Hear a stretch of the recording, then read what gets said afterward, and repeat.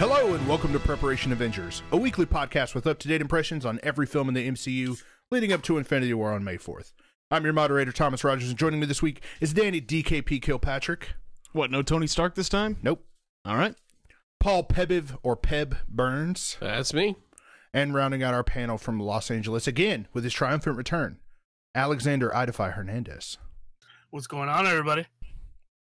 Remember, you can watch the show live every Saturday at 8:30 p.m. Central Standard Time on twitch.tv/Chainsaw Ape, or if you want to wait, you can watch it Sunday on youtube.com/Chainsaw Ape. Although the show broadcasts live on Twitch, we do not read the chat. So if you have a correction, make sure you throw us a correction, because we're not Marvel experts. So let us know in the chat, and we'll give you credit for setting us straight. No, without question, we are not experts. Nope. Very important to note. Except some for Tasty. people, I'm not going to name any names, except for get Tasty, very frustrated with that fact. This week's episode is brought to you by Everlast, specifically their punching bags. Chase Bank. Wasn't a good representation for those, by the way. You could see the logo, but yeah, but it was them getting the tearing and shit, you know. Yeah, well, he's like, Everlast is good enough to where I have to pack about a baker's dozen with me wherever I go. Chase Bank, Acura makes a triumphant return as well. Bose headphones, Citibank, Dr. Pepper, Shitty Bank, USA Today, Capital One, CNN, NASA. NASA's so nice to sponsor us. I got one. Please. Farmers Insurance. Ooh, I saw that I did too. not get that one. I saw that too. LG, Dell Computers, and Midway with their hit title Galaga. That's a deep cut. Right? That's nice. Good job. A couple of interesting facts. This film was released on May 4th, 2012, so it was about 9 months after Captain America: The First Avenger. It had a budget of $220 million. Comparatively, Cap had a $140 million budget. Cap's box office return was $370 million. Anybody want to take a stab at the box office return for Avengers? Did this get a China release? I'm not sure. I'm going to say 820. I'm going to say don't say it yet. $1.1 billion. Nope. Idefy, you got a guess on how much what the box office return is for Avengers? I would like to say about $1 billion from what I remember. $1.5 billion. Wow. So if we're over-undering, I'm the closest. Yep. Caps was $370 million. And Avengers was $1.5 billion. That's a fucking shame, by the way. Also, this is the first film distributed by Disney. Oh. All the rest were Paramount leading up to this. This film was directed by Joss Whedon. Joss Whedon, famous for a lot of very cool things, specifically character writing in a lot of different things. I am a huge Joss Whedon fanboy. Most people probably know, but to go over a list of his credits, they include Buffy the Vampire Slayer, the film and the television series, Angel, the television series, which is both the those best. shows are awesome. He makes like VKP movies. Then my wife shows and movies. I mean, that's fair, but I think your wife has great taste. Did he make in Buffy? movies. Did he make Lost Girl too?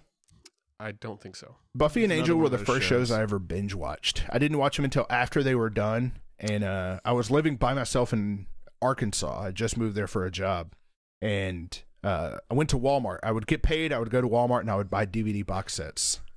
So I bought the Buffy and Angel box sets. So I'm curious. Watched the shit out of them. You haven't mentioned his crown jewel.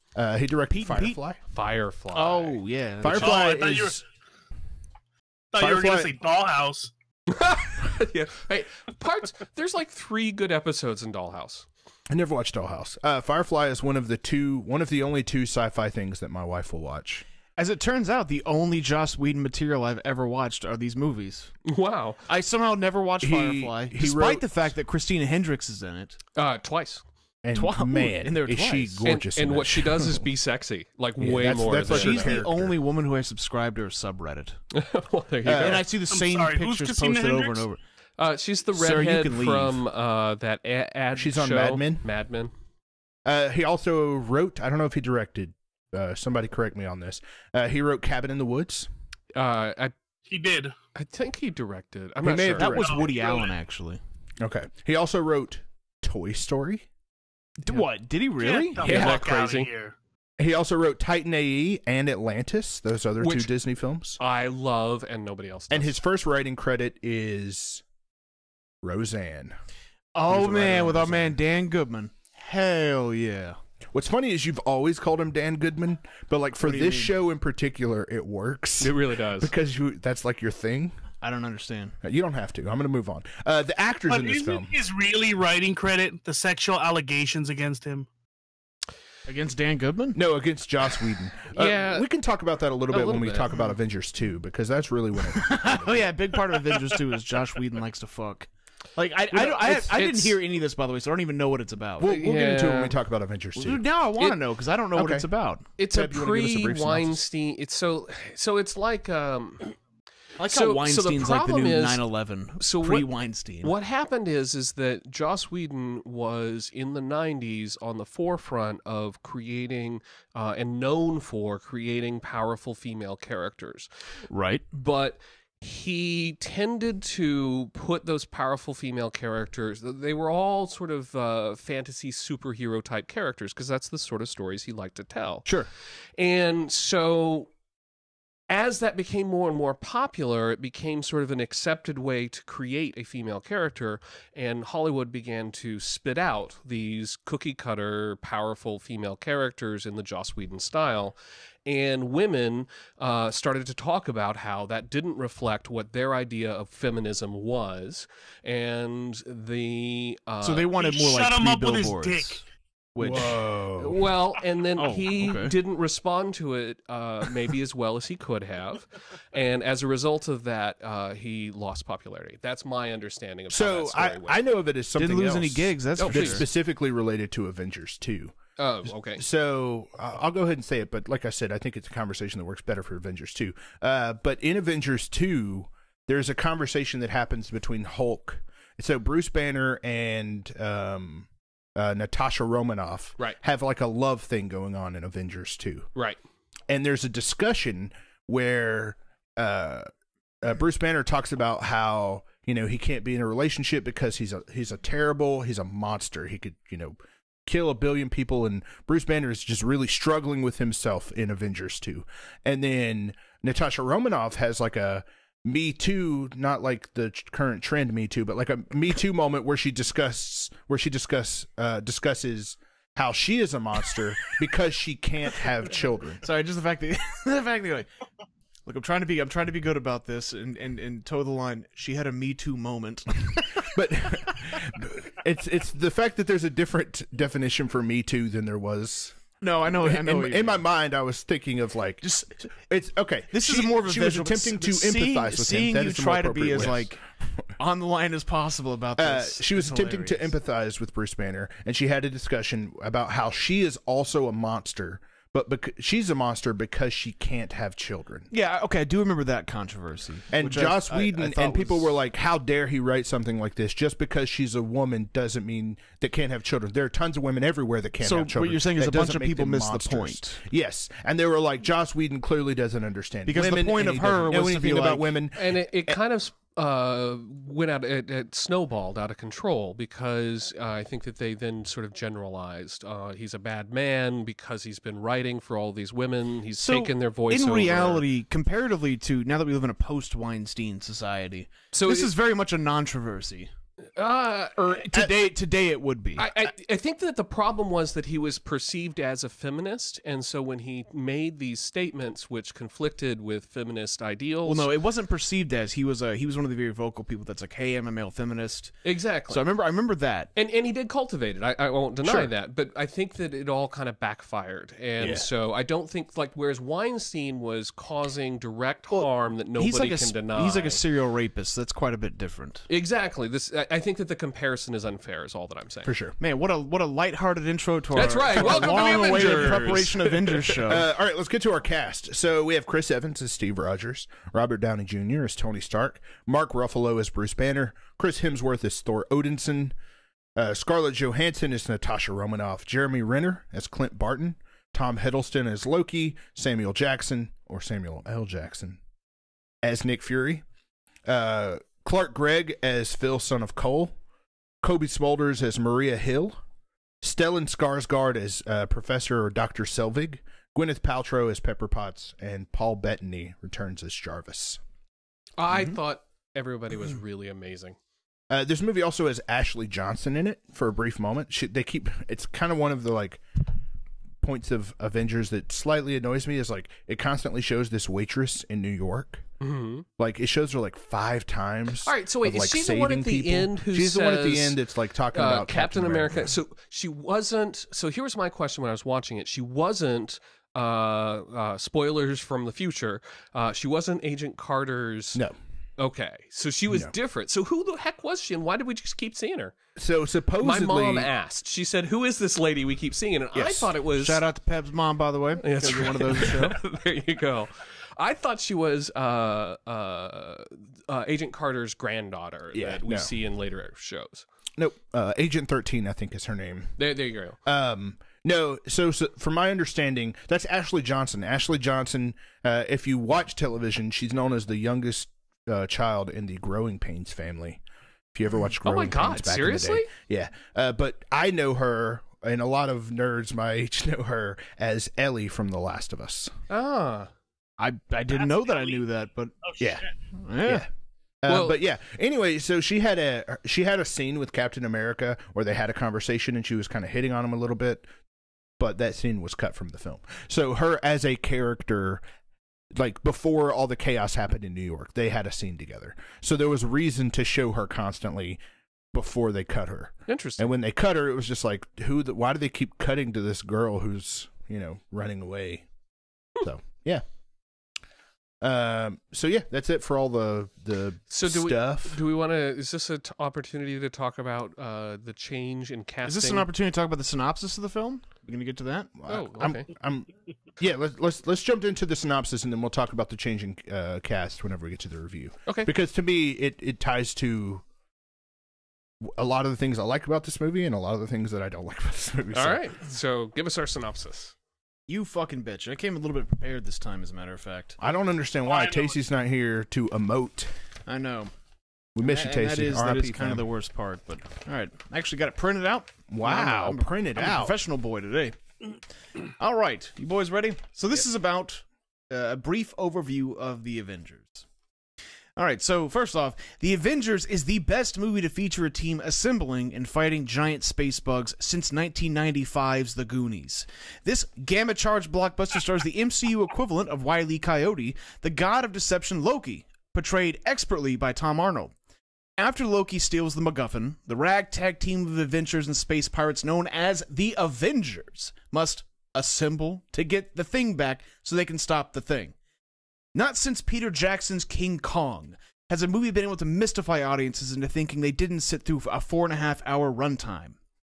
From humble beginnings of Iron Man fighting Jebediah Dane to Mark Ruffalo fighting Tim Roth, and Thor fucking about on Earth for some reason, it all comes to a head. Knowing Loki can go anywhere, he decides to come back to Earth to teach everyone a lesson about climate change. Knowing that stealing Earth's best chance for renewable energy and using it instead to summon an army of who the fuck cares, he does it and makes it look good, just like Will Smith in Men Are Black. The gang, featuring Thor, Iron Man, Tim Burton, Black Widow, and Captain America, and the increasingly popular Bruce I've Got a Secret tee-hee Banner, fight off against their greatest nemesis yet, the agonizingly long SHIELD helicarrier. The fate of the universe is in their hands. Can they do it? Well, yes, basically they just beat up Loki a bunch, fight some, drop a nuke into an anus that appears in the sky, and eat some cheap shaved meat. That's it. Horrible synopsis. Good job. Too fucking written. 10 out of job. 10. I thought it was a great synopsis, inaccurately I like it describing when this it's more movie. off the cuff. Although, not strictly Well, I'd like to inaccurately. maybe still write the synopsis, but hand it to someone else to read without seeing it beforehand. I think that might be fun moving forward. It might be, yes. So yeah, let's go ahead and move on to our review portion of the show. Who wants to start us off? Actually, Peb, here, let's start us off with, what did you think of the recasting of Bruce Banner? So I absolutely love Mark Ruffalo in this part, and it really annoys me because I'm such a fan of the previous Edward Norton? Ed Norton. He's such a great actor. I love him as a guy, but he was not my Bruce Banner / Hulk. Hashtag not my banner. Not You know my what I'm saying? banner. Something about his style, his simmering quality, his sort of amusement at the world just purely screams, I might turn into a giant green rage monster and destroy anything at any moment. And yet he is just sort of quiet the whole time. He's very, very low key. He's like he's just about to explode all the time. Not only that, his face is brilliant in both human form and CGI form. Somehow his face comes off as being legit emotional and emotive. So like when he is You're talking about the CGI Hulk specifically? Both. Yes. So I can both. I will agree with you on that point. I think this is the best portrayal of the Hulk we've got yet. So let me give you an example. When Black Widow and he fall to the ground right after the explosion caused by Hawkeye in the helicarrier, which I want to talk a lot about here. So right after he falls to the ground, Fury says, "Is everybody okay?" And Black Widow says, "We're fine, we're okay." And then she looks over at the Hulk and she says, "We're okay, right?" And you just get this look of half CGI, half Mark Ruffalo, of absolute horror at what is about to happen, and it's just your stomach drops, and that's a brilliant mixture of technology and acting that I have to totally credit to. One of the reasons I really love that scene is because we get multiple scenes. I would say almost a little bit too much of how Black Widow, how her powers, quote unquote powers work, where she makes people think that she's in one position when she's actually in another position. She actually has the jump on you without you realizing it. So even when you think that she's like being an emotional wreck, she flips the script on you and is like, no, she's actually been in control this whole time. In that particular scene, the emotions that Scarlett Johansson or Black Widow, there was Natasha that scene, and when was super legitimate. And Yes. initially cool. when she finds Bruce Banner and he's like, "Don't lie to me," and you get like tears in her eyes, like she's terrified of. I love how Brilliant. loud they turned up his audio during that scene, where it got so loud and there was that big boom noise, and then it just cuts to outside of that little shack, and there's all all the those people- dudes standing there, Yeah. and she's like, See, this pains me to say it though. I agree with you guys on every single bit, with the exception of, and this is the complete opposite of how I felt when I first watched it. I fucking hate Mark Ruffalo as Bruce Banner in this. And I don't think it's Mark Ruffalo, I think it's the writing. But the entire fucking movie, he's like, I've got a bit of a secret, fellas. Like, okay, it starts off like one of the worst fucking ones is when he's "What's like, the secret, guys? What's the secret?" he's like, I'm gonna be coy about everything. You know, the other guy. And he's like, "Hey, Captain America, good to meet you." "Oh, good, great to meet you too. Heard a lot of good things about your work in gamma radiation." "Is that all you've heard?" And it's like he goes in like a restaurant. And he's like, "Yeah, can I get a table for two?" It just, I would love that. His That would quips, be hilarious to were me. fucking unrelenting with that. Like, But I think And- that they- represented his uncomfortableness with his they did it experience. too much though. Like, he walks over to the end, he's like, right after the bit with Captain America, he's like, "You really want me in a submarine?" And then they're like, "Oh, Are you kidding? This is so much even worse. worse." I laughed out loud, even though I've It seen this was- a million times. I hated it this time. The whole movie, he's just like, "Guess what, boys?" But he set up Iron Man perfectly when Iron Man says, "And I'm a real big fan of you turning into a giant green rage monster." That was hilarious. Oh, It was very so you heard about Jekyll that? and huh? Hyde-ish. Yes, and I like that eye to eye. Here's the thing. Think back to I think seeing the Ed Norton one so recently is what makes me hate this one, because Ed Norton was like, "Look, I do not want to do this. I don't want to talk about it. Like, you have no idea how much I fucking hate this." He's not like, "Hey boys, guess what I got in my pocket?" That's actually It's one of my not a issues rocket. with the Edward Norton Incredible Hulk, though, is like when we talked about it in the review, is that movie is such a darker tone, and he's in such a dark place. Sure, but And I prefer the. It's weird because Edward Norton Fight Club is like my favorite movie of all time. I adore Ed Norton. and he plays like he's trying to stop Marla Singer, like whatever part where he's like, "Marla, you have to go, you have to leave." Like that's basically his bit throughout all of the Hulk. That anticipation I actually and anxiety. like when I watched Avengers, I was like, man, it's really unfortunate that they don't have Edward Norton to play this role. But like having seen what Mark Ruffalo does from like this point forward, from the Avengers forward, I wish Mark Ruffalo would have been in the Incredible Hulk. That's how I feel about it too. I thought that way. I felt that way the first time I watched it. This time I fucking to me, couldn't stand tonally, him. this Hulk fits more with the universe. And I feel like one... Oh, so yes, Identify? I got a question, DKP. What's Are that? you 100% sure it's its writing? Did you see? How'd you like Hulk and Ragnarok? Dude, Hulk and Ragnarok's fine. Like, it's not So Mark it's Ruffalo. definitely the writing. It was just like, Okay. okay, you could put a couple of those quips in where like he alludes to the fact, like, it's like nobody ever wanted to say the word Hulk up until Robert Downey Jr. finally fucking said it. No. They're always like, you know, the person, that other guy. the person who says it is Mark Ruffalo, and he accidentally says it in his heart to heart with Iron Man. They're talking through the screen, and he says what blah blah blah, the Hulk, and then he stops and he corrects himself and says the other guy. I hate the fact that they don't just call it the Hulk. Was one Like, of Josh and that's Whedon's never writing bothered credit me. was for Austin Powers? no, Did not know No, I that don't either. think so. Because like this movie just lays him being coy, like boyishly coy, but far too much, and calling it the other guy, like, But you just can't. further compounds on that. But you can't keep being... So here's the thing is I see the transformation from one to the other. You can't keep being the Ed Norton, I'm utterly dark, depressed guy. Eventually, you either die or you make some kind of change or you become broken in a way that I think Mark Ruffalo is What broken. he's like, hey guys, I had my mind changed. I saw this movie called The Dark Knight. I'm like the fucking Clown Prince of Darkness. I get it now. I don't care. My mind's broke. I'm wide awake. I want to transition. I hated him. I want to transition us to one of my favorite aspects of this movie. Hold on Like 1 second. I just want to say, but the Hulk was great. So that's all I got to say. That's the bit about You the were Hulk. you were good with the Hulk as the The Hulk? actual representation of the Hulk, him sliding through buildings, fucking shit up. I was going to say, That isn't was- this the Hulk that- you've been asking for That's the this whole Hulk I've been time? asking for. Yes. I just wanted to get that out of the way.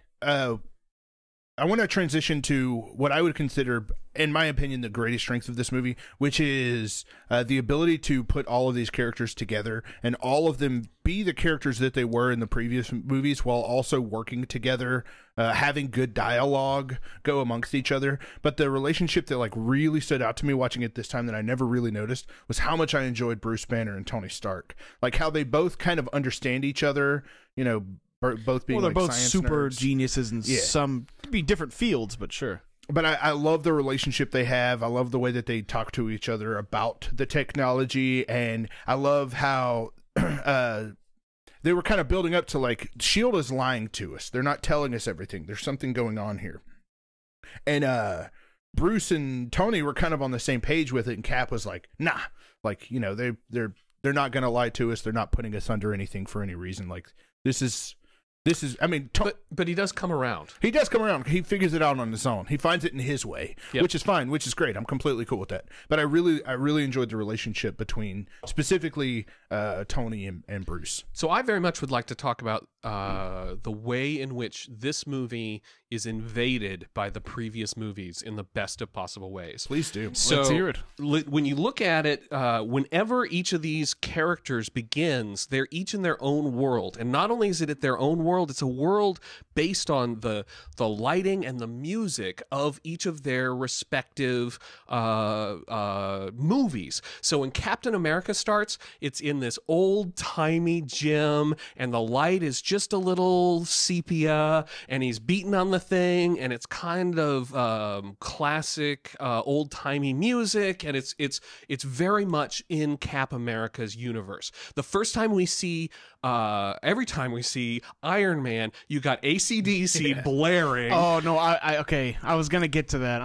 That was one of my big points. My eyes rolled so fucking hard. When he like turned the Shield Again. music, he like And changed it's the radio changed the broadcast radio. on Shield. We like white people rock. This is our only band. But it was exactly from the Iron Man movie. Having just seen it, man, the lighting Tabby, changed. you got it dead to rights. You're correct there. And, Right. And you take the Hulk starts out in that weird, it's not Brazil, but it's still this weird, his universe that he's sort of safe in. And each of them gets drawn from that world into the modern world. Even Thor, when he shows up, which I think is badass, and throws... I do think they should have had a segment in there, by the way, showing like Thor and Asgard. A conversation with being him and but they got where, pretty close. Andy Tompkins is like, Thor, you must go, and he's like, all right, fam, You must get Loki. and then he bounces. But even so, we get the sort of pseudo Shakespearean up on the and the best part about it is when Iron Man makes fun of it. Shakespeare in the Literally, park. exactly. He comes out and he says, "Oh, I doth blah blah blah." Oh and no, they're like, I know exactly what he says because, and I will tell you this: if Tasty was here right now, he would be fucking having a conniption with all this shit. But it was, "Dost thou, mother, know you'll wear thy drapes?" Or that used to be his ringtone for like a long time, or his text message tone. awesome. And I didn't know what that was from until I saw that and was like, "That's where that was from." So my point is He that sought out that line for a message tone. Okay. Joss Whedon picked out each of those movies and plugged them into his movie and connected us with the story that needed to be told, the story that we're in a real visceral way, and I was just truly impressed with it. I gotta say that was one of the favorite things of this movie as well. Just Josh Whedon's writing in connecting the previous movies to this one, he does it flawlessly. It is so good. It's true. Yeah, I mean, most of the writing I would say does really well. Like there were very, very few lines that like I rolled my eyes at. There were a few for me, but most of them weren't. We'll get to them. The Avengers. I'll touch on those when we get to like the humor section. That's the thing, though. He has these very little nuances in dialogue. Like, for instance, there was one that automatically just connected me to the previous Hulk. And then it was him talking about the heart rate and not wanting was it about again. him being fucking up Harlem? Yeah. I like that line. You're like Scarlett Last Johansson's time I like, was here, I you don't broke want another Harlem." incident. Yeah, I don't want. I'm trying not to get sucked back into shitting on Bruce Banner again. So, Well, so you mentioned the throwaway lines. So are we at a... So that's the one thing I love about this movie. before I forget, same vein as you. There were okay. There was an episode of South Park a while back where they repurposed the word "old-fashioned" to mean a hand job for Randy. They did. And there were so many times when it's like, maybe America needs an old-fashioned right now, that I fucking laughed out loud at. All right, but that brings me around to my favorite part of this movie, which is without a doubt. Do you mind if I? No, please jump ahead. Go for it. My absolute favorite part about this movie is Agent Coulson. Dude, that's definitely by design. They make that dude wholesome as shit. You know what I mean? And not only that, he represents all of us. He is the fans, and it was done so subtly and so brilliantly that it fooled me into it. Like normally when they try to talk me into that, and they're like, "Here's the guy that's supposed to represent you, and he's your everyday guy," I'm like, "Oh, that is such a dweeb. I have nothing to do with that guy." But Coulson, he was my guy. He had won me over the course of a series of movies.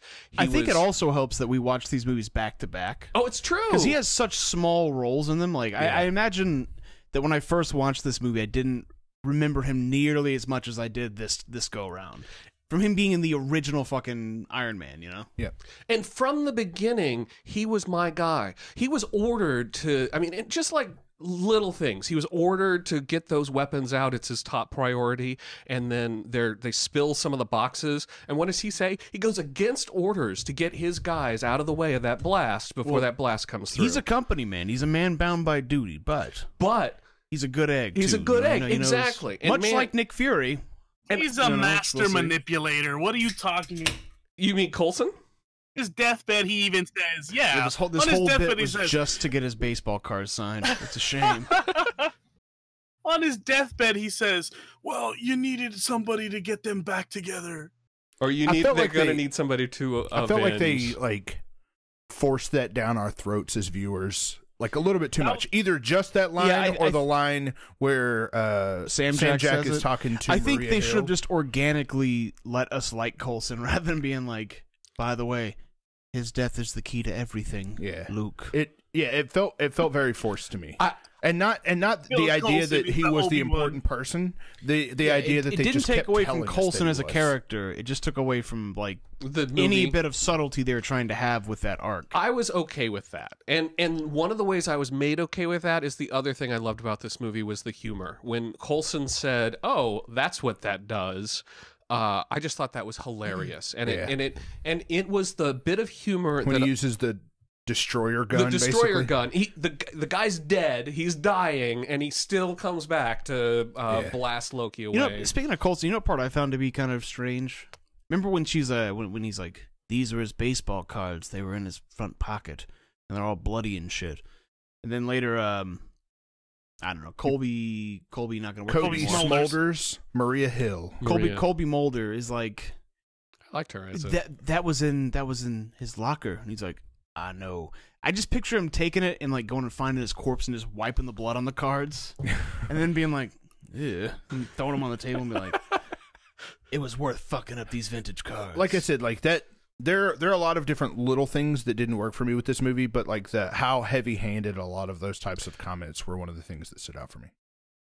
Well, are we on the stuff we didn't like? Because I got... I mean, I got plenty more to discuss on stuff that we. This is going to be a hard one, man, because this was a 2.5 hour long movie that felt like 4 hours. Not for me. I have one thing that I didn't like about the movie, and everything else I love. So, well, let's go ahead. And, I'll put it this way: it. like when we were fighting in New York or whatever, at the end of it, I was thinking back to like the first scene, which I forget even what it is now. Like one of the first scenes. It starts off. Where does it start? In Germany. I just watched this less than like 9 hours ago. which this movie? The first scene... when Loki first The first walks scene is in. Loki Yeah, arriving and I on was the like, man, planet. that seems like a different movie ago. You know what I mean? Like, Yeah. it feels so fucking long ago. Okay, yeah, you guys go on. But I'm just saying that it's gonna be hard for me to keep contained as far as because there's so much to parse through. For sure. Realistically, that happened, of which like was good and plenty that was bad. I want to talk about the opening of the film. Specifically, the opening did not work for me. Me neither. In terms of, you know, the way that Loki introduces himself, but also just the vibes of the opening of the movie just kind of, it felt a little sillier than everything that had come before. Well, let me ask you this, Tommy. Did you find it strange that they had a little platform with stairs included just in front of the Tesseract, just in case somebody happened to beam down and open up to it? They knew it was a doorway, and they knew it was a portal. So they're like, we built this little platform. That's where it's going to be. That way, if somebody walks down, they'll probably have feet. They need to walk down these stairs. They've seen Stargate before. OSHA would be really pissed if somebody tripped. But this isn't Star Wars where you just build a platform and you toss people off. Well, of that's it. the thing. Like Nick Fury was like, "Wait a minute, it's a what?" And he's like, "It's a doorway." With that dude. So like, they're like, okay, look, just in case somebody happens to come knocking, we need to build a welcome platform for them. That like was the first thing I noticed. I was like, wait, what? All right, even the opening when the Chitauri leader is like handing Loki the scepter. And they're like, hey, you got to go do this stuff for us. But see, that worked for me because you got all these sort of creatures just writhing in the dark that you don't know anything about and making this really scary insectoid noise. That so worked feel, for me. But for me, at least, it didn't feel scary. Really? It didn't. It felt silly. It felt like the silliest. This felt more like the first half of this. Are you film talking about the very animated. intro? Yeah. Yeah, that didn't work for me because the movie started for whatever reason in German. And I didn't know that till like 45 seconds in, and it was like, Die Lichten, die Avengers. And I was like, wait, what? Am I supposed to understand this? It was like a Planet of the Apes moment where the first time we ever tried to watch that, we watched it without subtitles for the first quarter and was like, wait. What are these monkeys No, saying? we're supposed to know what they're saying by now. I had that moment. So that didn't work for me either, unfortunately. So yeah, Loki, he comes to Earth and he comes through this portal in this big hangar building place, and then he walks around and he goes, and you're a zombie. And you're a zombie. Yeah. I was thinking of you when I was watching that, because you've said before you hate that so much, where he's just like, bink, it makes, like, Hawkeye to me is completely worthless in these films until Avengers 2. Until he's like, hey, I've got a family and some backstory. Well, beyond that, but yeah, that's a huge part of it when you realize he's got a wife and kids, and like, yeah, he's some like they live out on this home on the like little house in the prairie. We're ranch. not talking about Avengers 2, but yes, Okay, that's definitely a big part of it. But he as a character, like, I wasn't interested I wasn't interested in him becoming the person he became, like him becoming that didn't feel like high stakes for me. It's like, oh no, Hawkeye's one of the bad guys. But I would argue that actually made the story much more interesting to me, because I thought, so he goes and he takes over these guys, almost, that's the first thing that he does. Yeah. And then he goes and he takes over Hawkeye. When I watched the first time, I literally laughed out loud because I was like, "Oh no, you captured Hawkeye! What are we gonna do? Our national treasure, What's Tim Burton? No, So nobody's gonna be able to shoot arrows. This is tragic." But see, here's the thing: he actually does pretty well. He takes out a good number of people. He's able to manipulate the situation to his advantage. It gave him credibility that he just did not have coming into this movie. It makes Natasha Romanoff's storyline a little bit more interesting. True. Because she has a motivation, she has a reason to care. You know, when she has a reason to go into that room where Loki's being trapped, a reason to talk to him that, like, helped her do the things that she needed to do. So I appreciate it from that perspective, but, like, him as a character wasn't that interesting up to the point when he was, like, taken over. And him being taken over didn't make him any more interesting. Well, let me ask you this: like, what makes his character memorable? Idify? What do you think? Bow and arrows. Okay, no, I'm talking about his character though. Like Tony Stark, Iron Man, the suit. That's something that makes him memorable. And then you can That's even the fundamental problem. And the fact that he was just a Loki slave who got no screen time, like that could have been time where he could have been making quips. Hopefully not like, I'm a great shot, but yet, so one of the things I loved about this movie was the way that the movie would change in themes, and one of my favorite scenes is the one is entirely based around Hawkeye, where they play the classical music, and Hawkeye just takes people out left and right, total thief style, totally stealth mechanic. He's playing for honor. No, I do remember that scene. That's when they're Loki was they're in Germany, right? Gouging that dude's eyeball. Exactly. Out. Yeah. No, that scene, like, that's a good way to demonstrate Hawkeye. Exactly. And before then, I gave Hawkeye 0 credit, and they couldn't have done that with him as a good guy, right? Hawkeye is only impressive as a bad guy because he can just sort of walk through people without. I don't know, man. I mean, Captain America straight up murks people, so I mean, they could just have those guys as bad guys. He shoots people, he throws them off helicopter. Captain America has become like the biggest psychopath. One of my new favorites, and I never noticed it before. It's one of those things that you never notice how much legit killing is absent from these movies until you watch Captain America. And it's like, yeah, well, he is a soldier. I mean, he just uses like a gun and shit. He does. And that's pretty rare in these. Most people don't use those. But I just want to say, Hawkeye's an incredibly weak character, and this is the only way that I would have become interested in him. So that's fair. I will give the turning people into zombies. I think Jeremy Renard is a decent actor. Oh yeah, he's a great actor. He is a great actor. My mom thinks he's a great actor. So. Hey, shout out to Pev's mom. You know what I'm saying? There you go. I like Jeremy Renner. All the stuff he's in, at least. That's the problem that I have with. I still. John's gonna beat you up. I still love this movie, but at the point Josh Whedon tends to make sub characters more important than they actually are. I really would have liked to see more of the core group than Hawkeye, but what they gave us was suitable. Yeah. I mean, I was driving over and I was thinking, like, what if you removed every Hawkeye scene from this movie? I think it would still work. It would. And Hawkeye, again, except for the stuff Hawkeye associated in with the comics, and where I most like made her a better character. And like Marvel vs. Capcom and shit, like, you could do a lot with that character. Yeah. You couldn't put him in the same outfit as he is in the comics. I understand that.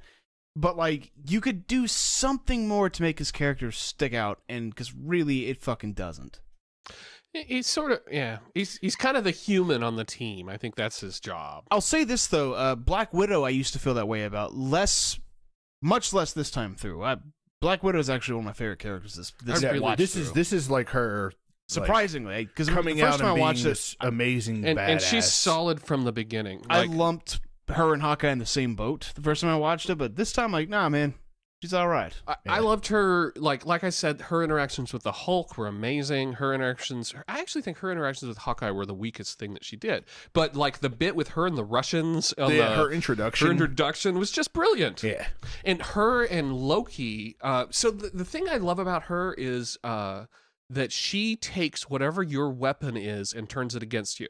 We see it in physical weapons. She's able to use all the Chitauri weapons. We see it in Loki thinks that his weapon is his silver tongue. I was just thinking about her fighting Bill Cosby and being like, oh, God. What? What? Now that we can move on. I don't think that was going.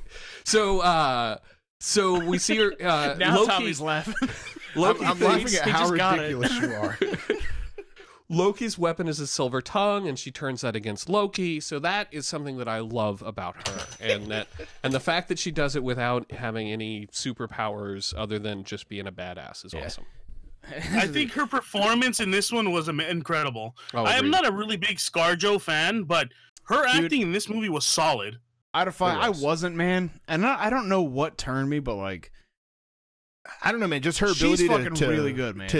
to completely alter It her might have been emotions. what was the movie where she Ghost played in the the Shell? alien woman who would fucking just eat people?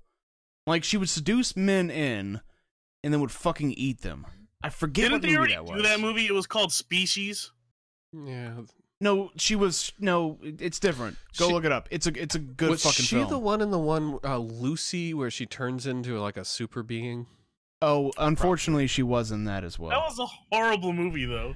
Well, the premise is based off just misinformation, Oh, agreed. which is dumb as shit. But anyway, yeah, it's like, yeah, I use all my brain so I know karate now. Okay. So I feel like the structure of the podcast so far, we're basically like outlining the different characters. So let's continue on with that trend. Okay. Let's talk about Iron Man for a little bit. Okay. I think DKP. his beard is ridiculous. I mean, his It's- facial hair is look, always ridiculous. It's cool because it's like okay, it fits the character and it's kind of similar to the comics, but it was very fucking distracting. Apart from that, sorry, go on. They do make fun of that at the end when they're doing the Oh, do they? screenshots, and there's a guy who's cut his Oh, yeah. beard to be exactly Oh like yeah, him. I really that, like that that part Indian of the guy movie. who's like, we're giving free Tony Starks over here. Come on. Exactly. Yeah. I thought Um, that was kind of funny. So I- they made fun of it, is all I'm saying. Yeah, they're self-aware, Yeah. which is good. No, I think that I think Tony Stark is the only character I really have little qualms with in this one. It's like his character not only remained consistent, but has remained consistent, For sure.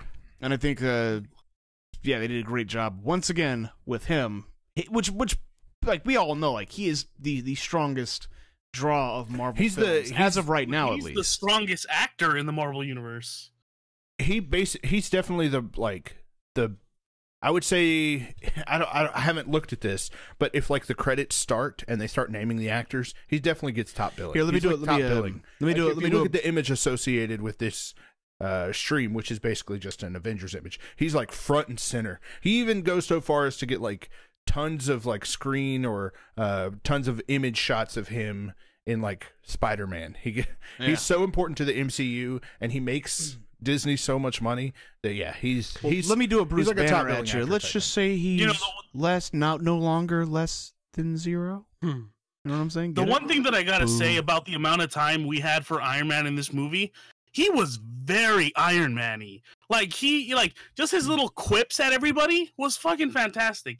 Him calling Thor Point Break fucking had me. Yeah, that was he called him hilarious. Point Break, I and did- he I called did enjoy Loki that. reindeer games. Reindeer By the way, games. I didn't really get that until this time. I always thought it was like a Ben Affleck Reindeer Games movie reference No, it's that I that didn't bad. understand. Yeah. I think it works both ways. Whatever. It's got reindeer in it. And then him calling Hawkeye Legolas. Legolas, that was hilarious. Yeah, I just enjoyed as someone who's worked in an office.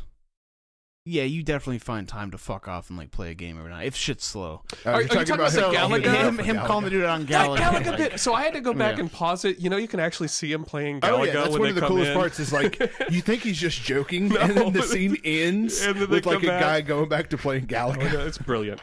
It's Yeah, brilliant. No, you know what my favorite line was? He's in the helicarrier and he's next to the consoles. Then he looks at the left console and he's like, "How can Fury?"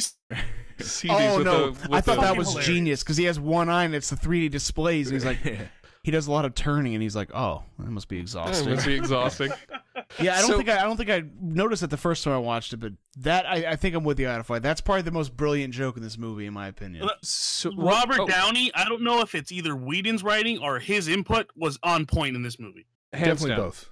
And I thought they worked well together. So one of the things that I noticed this time that I'd never noticed before is that they set up the Captain America Iron Man conflict so early. And I had not, like, I know that part of the plot is that they're all kind of fighting at the beginning. Loki manipulates everyone to getting into an argument. Yeah. But independent of that, there's a tension that those two actors managed to pull off that was truly impressive. I don't get why though. That was part of my problem. Is like the first time that Iron Man, as far as I know, meets Captain America, he's like, Mr. Stark. And he's like, Captain.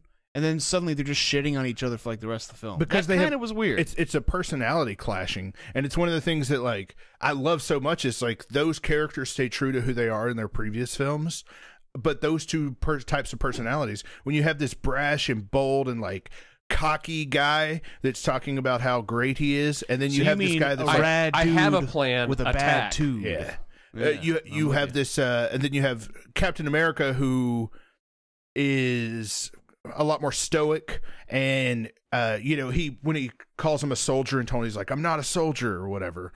Like they have a very different idea of what it means to be a hero, and I really like that because that carries forward throughout all of the films that are that we've seen and that we will be seeing, and And I hadn't given credit for that. Oh, I'm sorry, Identify.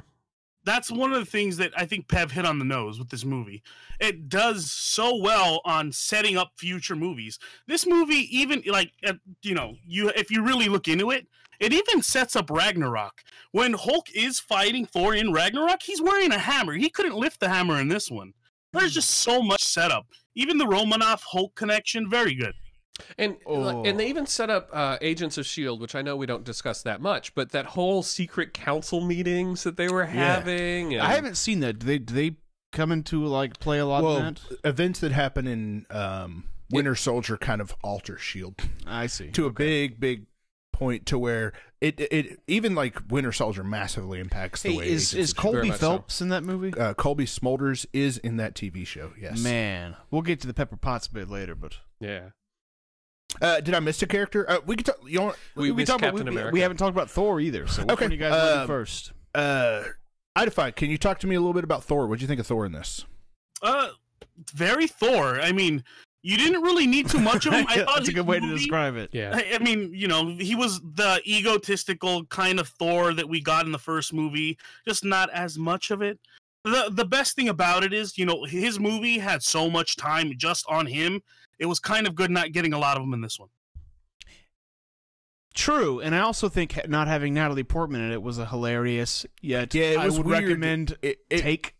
It was weird her not being in it, considering how important to her or how important to him she is. And to me, the Thor stuff was like of all of the heroes, like some of the weakest. Agreed. Well, because and like that pussy, that weak scene where they're like, no, here's this picture of Natalie Portman where we're not bringing her in, but here she is, so you can see her. I didn't even see that. Wait, I don't remember that. It was an awful. You saying he has scene. like a Kodak? Or like a no, they actually put a picture of her up on a screen, and he says, I just want to let you know that we've sent her to this special secret location, and she'll be safe. Don't worry. She's fine. He's like, yeah, that's fine. I don't care. That's really how it came off. Yeah. So I was, as a Natalie Portman fan, I was disappointed. One thing that annoyed me about Thor in this one is until the very end of the fucking movie, he like forgets that he's like the god of thunder. And it's like, oh yeah, that's right. That's how we first see him. Is starts thundering and lightning, thunderstorm. But then he's there, but then there's no thunder the rest of the movie pretty much until like kind of the last climax. He's like, oh, that's right. I can use thunder, can't I? Well, because Captain America reminds him of it. Yeah, someone else has to remind him, and he's like, hey, aren't you the god of thunder? Well, I guess I could do that, and it's going to work totally and fucking destroy this shit. I don't know, that I wanted to see the thunder. And the hammer parts were cool. Okay, but the sound effects in the hammer were excellent. But the place I needed more thunder. Where Thor really worked was in his interactions with the Hulk as the Hulk. Him fighting alongside the Hulk. That scene was really good. Brilliant. Yeah. And with the end where he punches the Thor just because Hulk's not a tall Hulk. And then, That absolutely is the joke that I think is a timeless classic. If there's only one in this entire run of movies, it's the Hulk just punching Thor for no reason. It was brilliant. That shit gets me every time. all 2 times I've mentioned- seen this movie. We mentioned like Thor's basically the time that they all fight at the beginning, and that was another scene that I wasn't a huge fan of. Just they've captured Loki after Russia, Germany, wherever they are, and then they're all on a plane together, and then Loki makes the comment about like it's what comes after the thunder. Or whatever. This is the part of the movie that crushes my heart. There is zero. I'm sorry, I don't mean to interrupt. No, you're saying exactly how I feel. Zero reason for that scene to happen. And they all fight, and it doesn't really. It doesn't make any sense as to why and they're all fighting each literally other. at the end, he says, "Are we done? I guess so." That's how I feel with the whole movie. That was like God. The purpose of it was okay. We need another action scene. Where do we pull this scene in? And all the fans always argue, who's gonna win, Iron that's the Man thing. or blah blah blah. It's like I gotta disagree. I think Andy... this movie Sorry, set up perfectly just the tension between them and the egos in this group. And then after, Thor brought his hammer down on Cap's shield, they're like, oh, fuck, all right, you know what? We're all on par here. Let's just chill. Don't get me wrong, that scene looked and sounded cool. Yeah. And this tension you're talking about, what exactly brought this tension? It wasn't the tension, it was just more of the egos. Like Iron Man coming in the beginning with Cap saying, I got it from here. And then him just even flying out of the ship to go get Loki. You could just tell that everybody has their ego. Cap is still kind of feeling the ballpark. Iron Man's like, oh no, fucking, I know what, I got this. This is my fucking game. Then Thor just like, oh, this is a god issue. Fuck off. It was just great. This is a god issue. Fuck off. So basically, this was a way for it's like whenever like dogs meet each other for the first time. Is this what you're comparing to? See, I would have preferred dogs meet for the first time, and they kind of like asses. Yeah, they were basically like feeling each other out. That's why they fought, not necessally for a story motivation, but a character motivation. Smell thine ass. I think that makes sense. It does make sense, but it also makes me never want to meet any of them because, well, as long as you're not as strong as them, you're probably good. And it's like hammer to the face. Well, I mean, realistically, I wouldn't want to meet any of these fucking pricks either. Think about it. Like, even Agent Coulson, who's like, hey, look, I'm just a really big fan. Captain America, who has isn't nowhere near having the jaded view of a celebrity, is like, oh yeah, that's great, man. Like, fuck you, dude. Like, who do you think saved your dumb ass? Let's talk about Cap. So Cap is fucking top tier in this movie. Oh my God. Cap is always top tier. That's Cap's thing. But I hated Captain America before these movies, and I'm telling you, so like I came out of Captain America going, "Hey, he's pretty cool." He's the I came only out of the true- Avengers going, "He is my absolute favorite." He's the only Avenger, true murderer in these hands films, down. and I fucking love it. And he's a good guy the whole time. He's a good murderer too. He's a real good I'm murderer. sorry, but Cap's uniform in this movie was fucking That's terrible. exactly what I was yeah. about to say. Is like the whole idea of like Clark Gregg, Agent Coleman fucked up, man. Clark Gregg or I Agent was Coulson, gonna say that.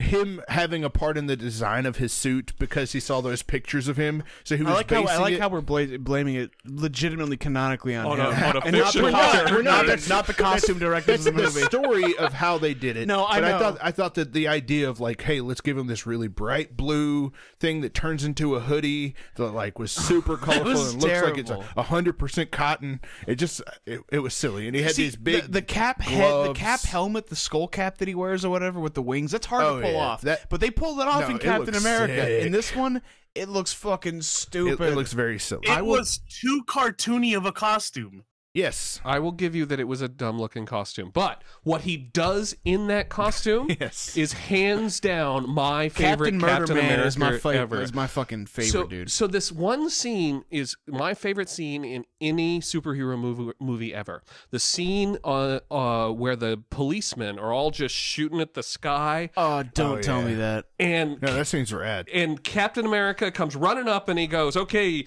you got to put some people in this building here. We need and some people- in the we need to run building a My here." eyes we got the rolled so 49th hard or on that, whatever. I was doing backflips in my fucking couch. Oh my God, That I scene was so love cool. that That's scene. what made me think, like, okay, this is officially a Disney movie. And then- like that same formulaic, like, it's almost like when somebody says in a movie, like, there is no way I'm getting on that boat, and then it's like, well, they're on the boat.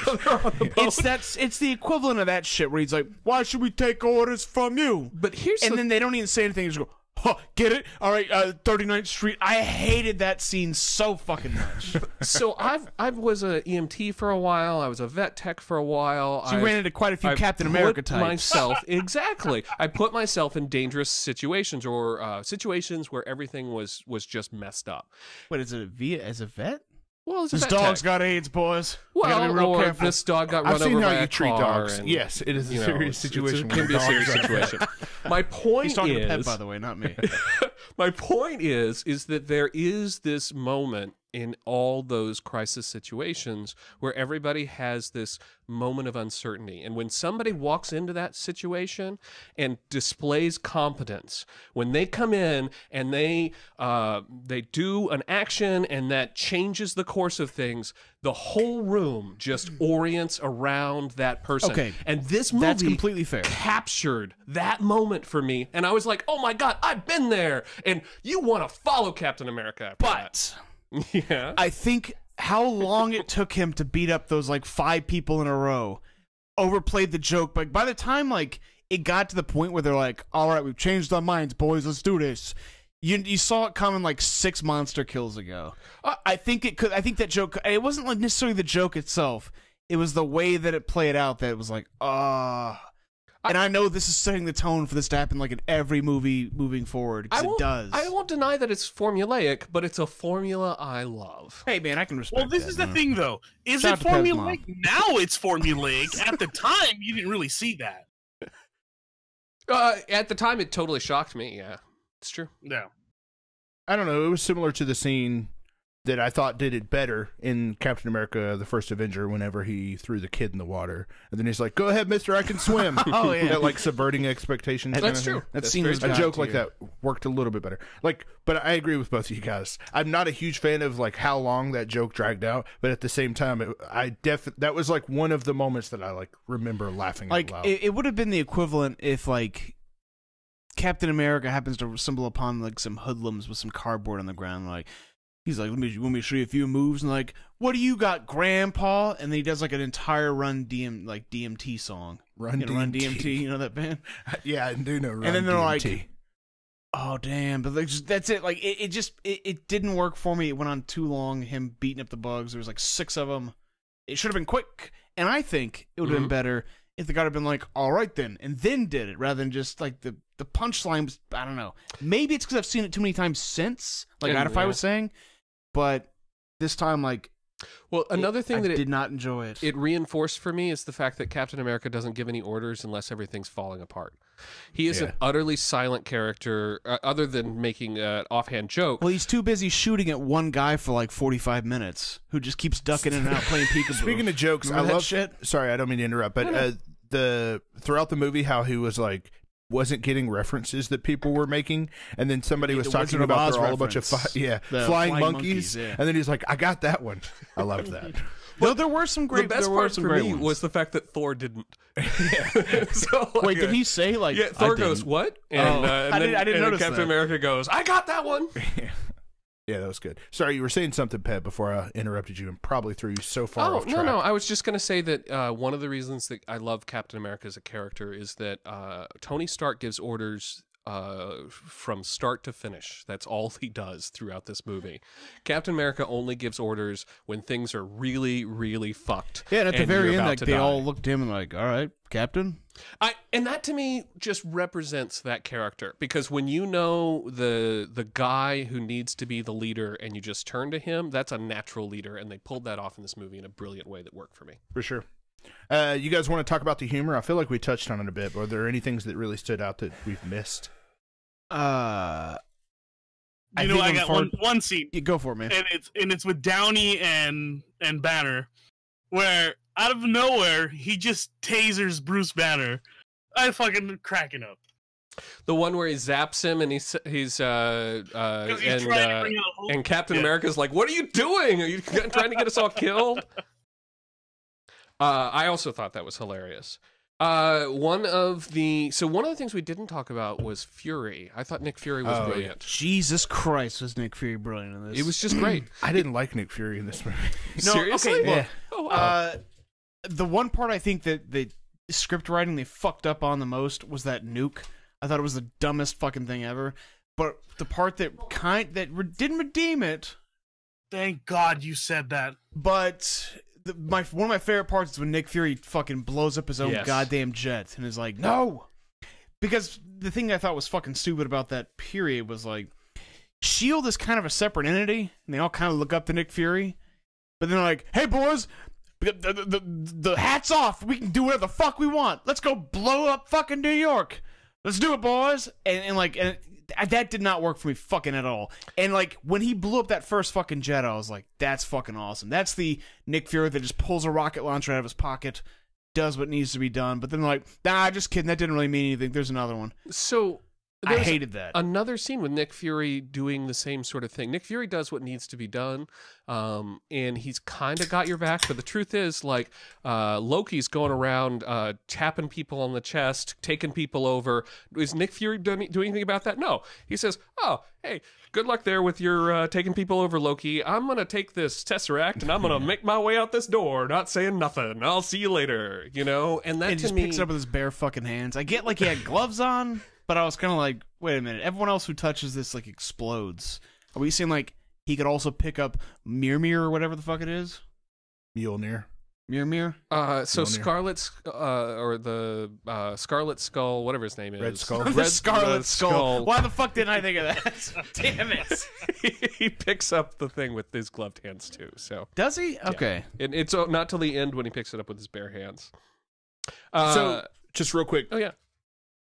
My biggest issue with Nick Fury is when tonally, like I mentioned earlier, or the vibes that I mentioned earlier of the beginning of the movie that didn't work for me, all the scenes that had Nick Fury in them, everything felt too like comic booky or too like cheesy, which I get it. Like these are the Disney Marvel movies at this point, but it felt more like a cartoon. He was a lot more animated and there wasn't a character there for me as much as there is, especially him after, because him in Winter Soldier is a complete badass. But he felt to me like he was just flat.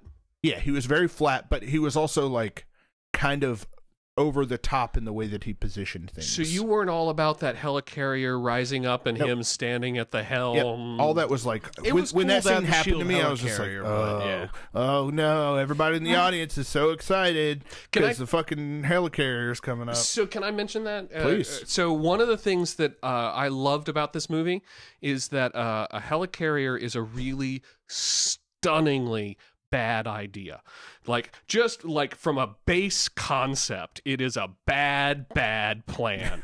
And somehow this movie manages to have it their cake and eat it too. They have both the moment of, oh my god, it's so cool to see that helicarrier come out of the water, and oh, it's flying, and it's so cool, and it turns invisible. This is the neatest thing ever.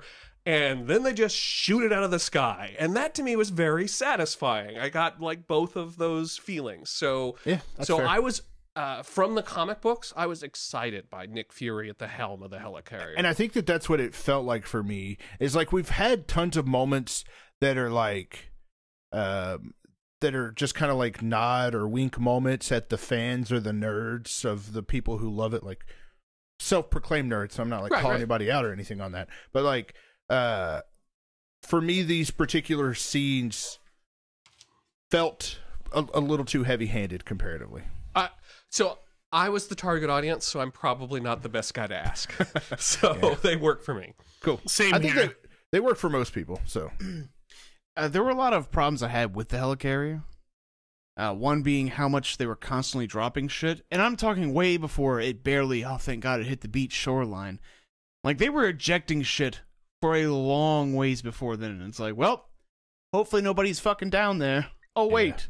We've established the fact that people are down there. We're not over the ocean. Oh, the whole concept is flawed. I mean, it's just a bad idea. It needs to be there. It's a huge deal in the comics, the helicarrier. That's cool, but I'm fucking with you. It's not very practical.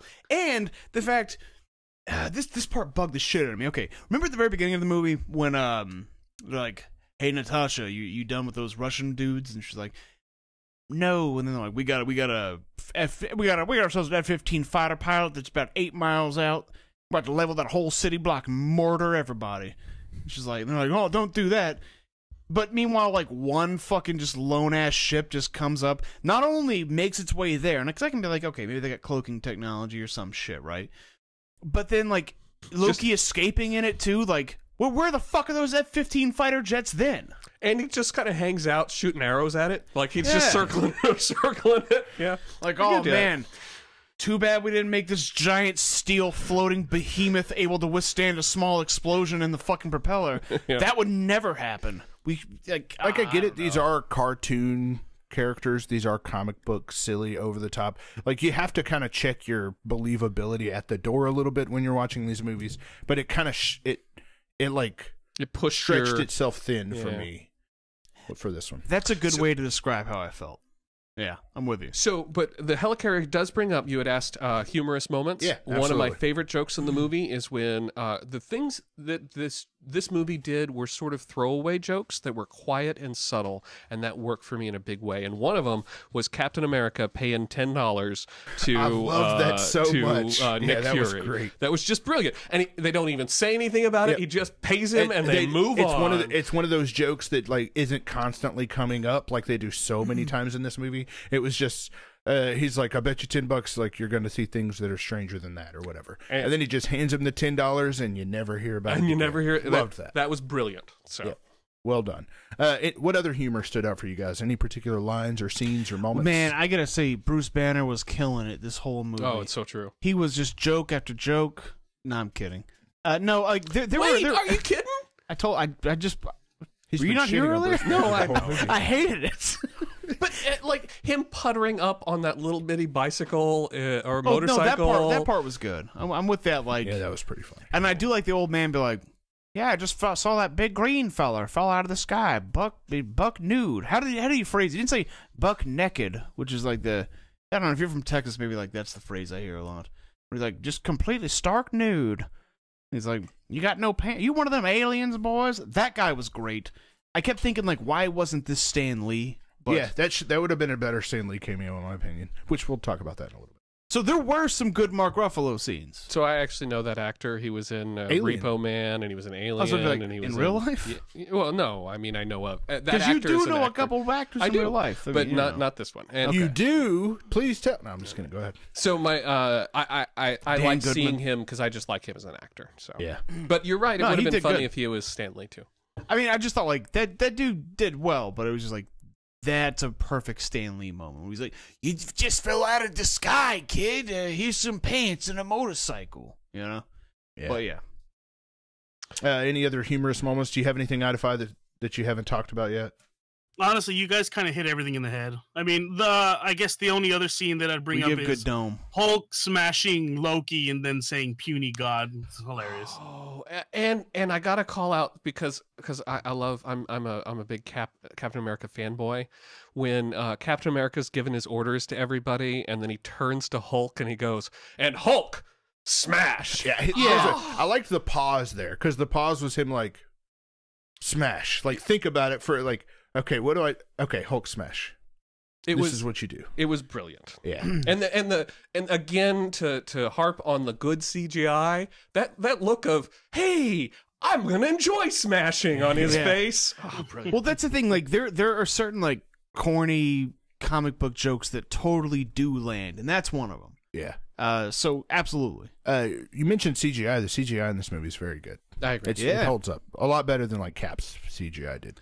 I mean, I thought the space fish and bugs were stupid, but I mean, yeah, the they Chitauri. work for me. I like the organic and mechanical together. doesn't that make especially Black Widow even more useless? She had just 2 guns, and it's like, wait, they're all covered. she was a They're all complete covered. badass They're in all that covered fight. in armor. Dude, she what straight- the fuck's the point of the armor if a regular ass 9mm? The scene where she launches over. over Cap's shield and like lands on one of the Chitauri jet motorbikes, like That was a small bit where I was, that was also so rolling cool. my eyes a little bit. And she was like trying to learn how to control it by stabbing the dude in the back like God of War. And she picks up their rods and she's shooting them. I thought she was a badass. I'm thinking back to the scene where she was dual wielding 2 regular ass guns. It's true. Like- She did start that way.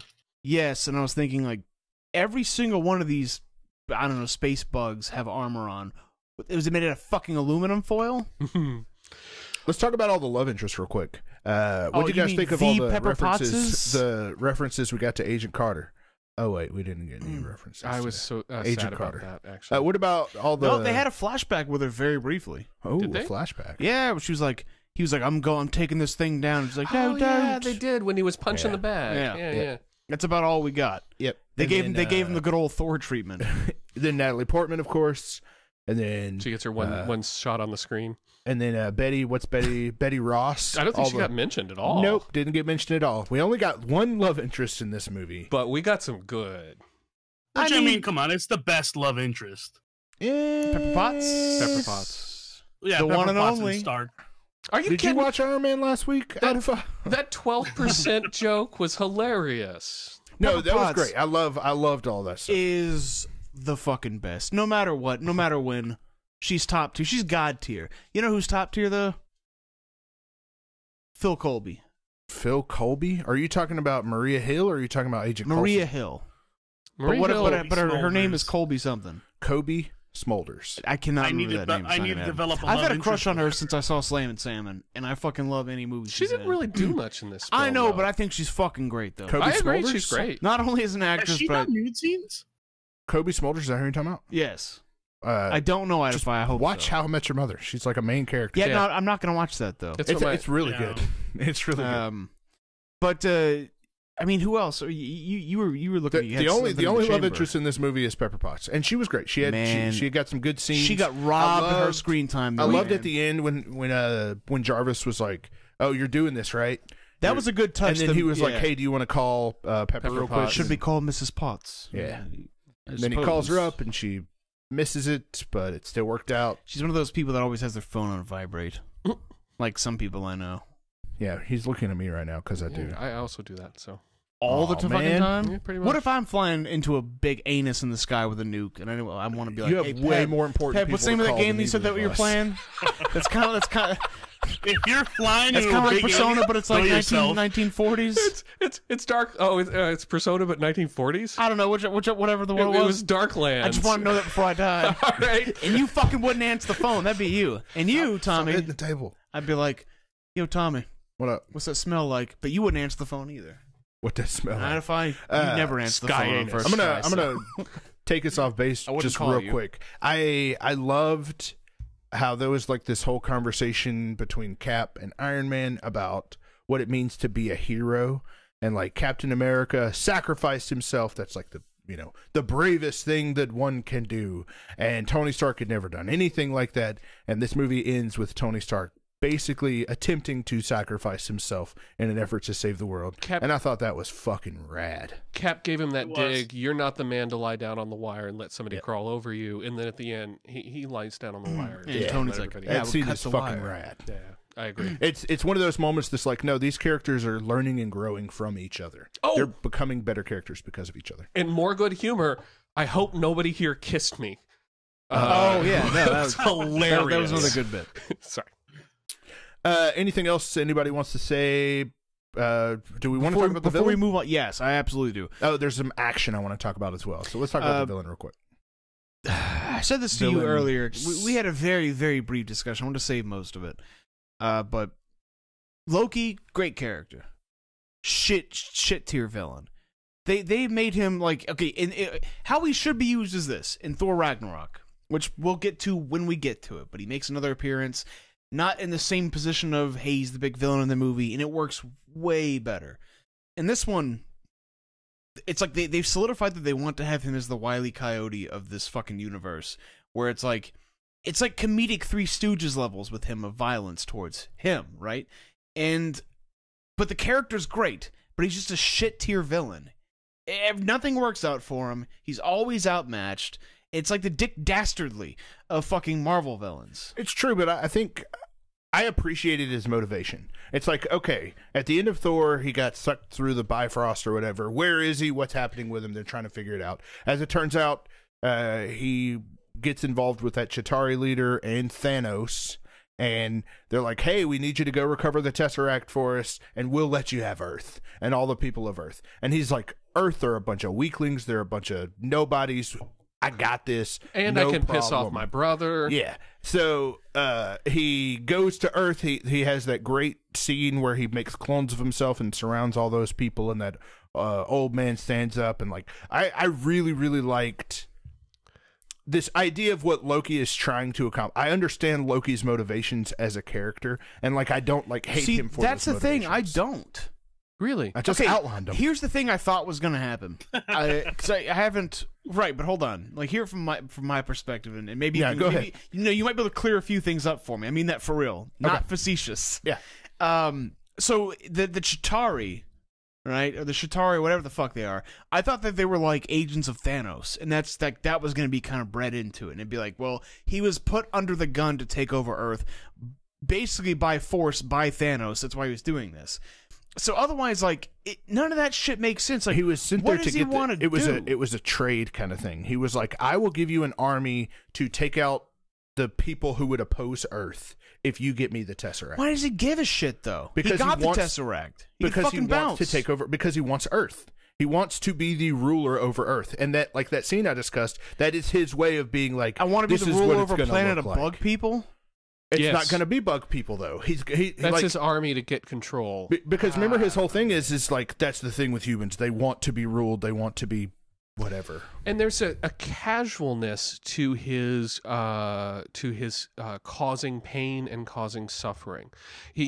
So when he puts the eye thing on the guy's eye and shreds the guy's eye, and it's truly a horrifying experience. Well, that's the part that also doesn't work. It's like he looks like a sadist, but he big time there. But then later, when Thor's like, "Look what you've done," remember the line that he has? Here's my read of that I moment. genuinely do feel bad a little bit. It's not that he enjoys the sadism. Like, he wouldn't torture that guy in private. What he's not looking Causing at that fear guy. is his bit. His bit is causing fear. His bit, if you look at that scene, he doesn't even look at the guy who's causing the suffering. He's looking at all the people around him and smiling as they run. Do you in remember panic. when I'm about to butcher the line, but he has a conversation with Nick Fury at the very beginning of the movie, and he says, "Our people don't have a quarrel with you," and he's like, Ants "Does an don't ant have have a quarrel with a boot?" Which, It's by the that way, kind of thing. set Samuel L. Jackson up to deliver the best fucking like comeback on that one. Ant? Where he's like, "Ant meet boot." Yeah, that's brilliant. And the way that only Sam Jack can deliver that fucking line. That's true. I'll give you that one. So I think that you're right. He sees these people as pawns to be controlled, and he thinks that the only way to control them is through fear. Yeah. Anything else? Out of what you got as far as Loki? Loki's Loki motivation or- is pretty clear to me. I mainly saw, besides him wanting to rule, like Tears for Fears said it best. Everyone wants to rule the world, but you know, I completely the saw him. monkeys. I saw him as Thanos' puppet. That's pretty much it. See, but that's not what he is, though, right? Yeah, I No, think he he's a little bit more than completely that. is. He is from Thanos' perspective, or that Right. Chitauri leader dude's perspective. But from his perspective, this is his opportunity to get his comeuppance from what happened in Thor. This is his opportunity to prove to his father and his brother that he can and will rule, because he was destined to I rule. fucking rule, dude. He was destined to rule in his own mind, and this is Well, something Doyle since he rules. can't get Asgard. He's like, I'll take Earth. And he says it a couple of times. I am meant to be king. I am Yeah. meant to rule. It worked for me. Let's do we talk about the love interest? We I did. mean, We briefly- hit we yeah. hit on the Pepper Potts. which Okay, was basically action. the Let's one. talk about the action. Well, hold on. No, actually, love interest wise, I just want to say one thing. And I know this is kind of breaking the rules of the podcast a little bit, Okay. because we're supposed to talk about like what's canonically happened so far. I do not get what the fuck they try to do with Black Widow being a love interest for everybody. So I think that they just changed their mind. So they wanted her to Like be 4 the or love 5 interest times. for. Well, she was For Tony Hawkeye- Stark's. for Hawkeye she was right a She was, constituent she was for Tony Hawkeye Stark. now, and then she's Like Hulk next time. No, Stark was last.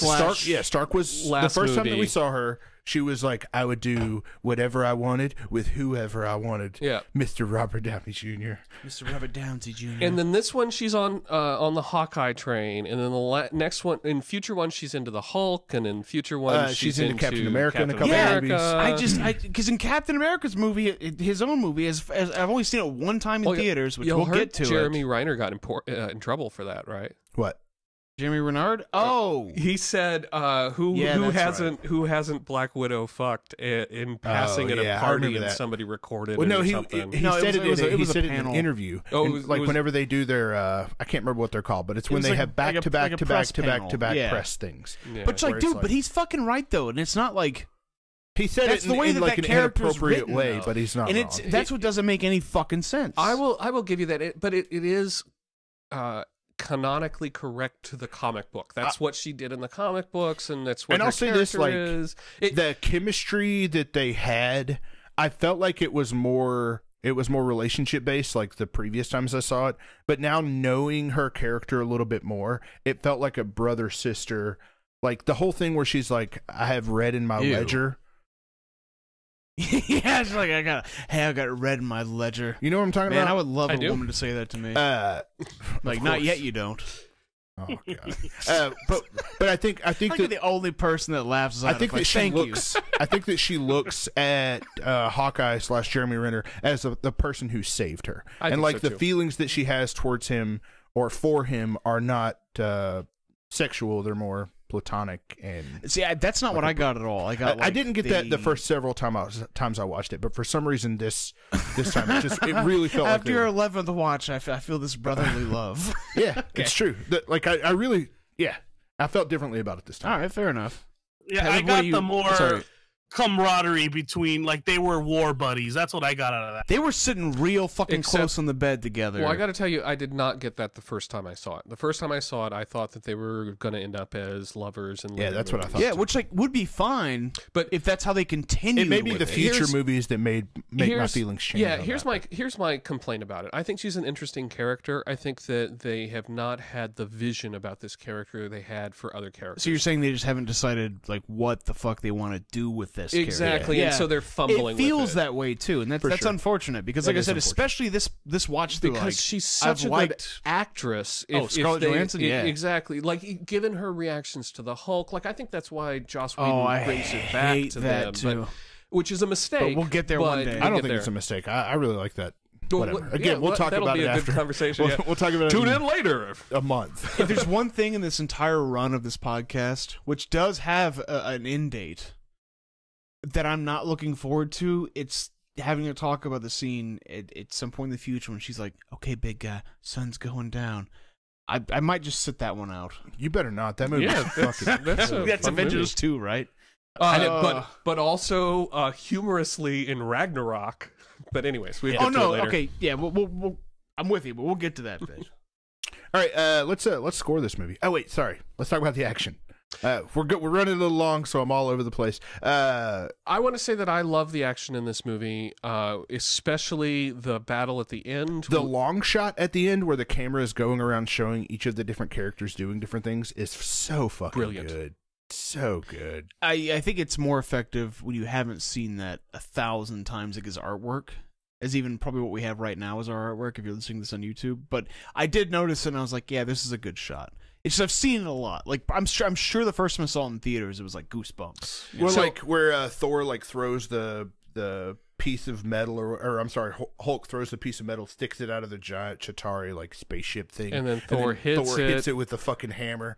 Oh man! And then, like, so Iron Or good. Man even is- Oh, yep. Ida Iron Man blasting the beam at Cap Shield. Exactly. To kill Yes. Chitauri. Yep. That was so great. Yeah, that whole scene is fucking phenomenal. And one of the things Very that, comic bookish.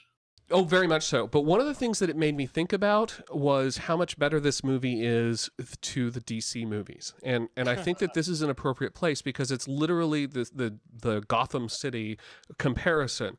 In this movie, I love the fact that the actions that all of our characters were taken were towards saving people, were towards preventing damage as much as possible.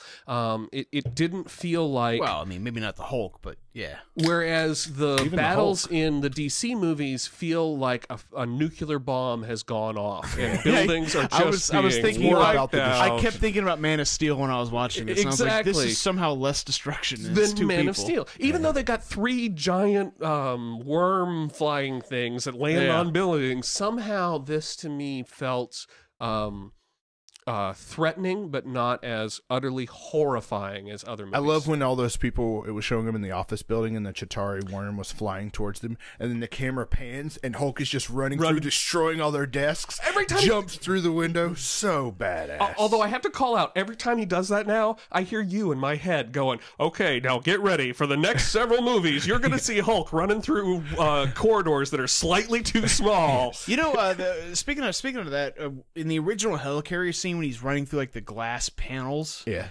for whatever reason, I almost thought like this looks identical to how I remember the Juggernaut scene from X-Men. It's very similar. And it's also similar to the scene in Incredible Hulk. I when almost was like, are they people paying running away homage from to the men. Juggernaut scene? I'm There's the no Hulk. way.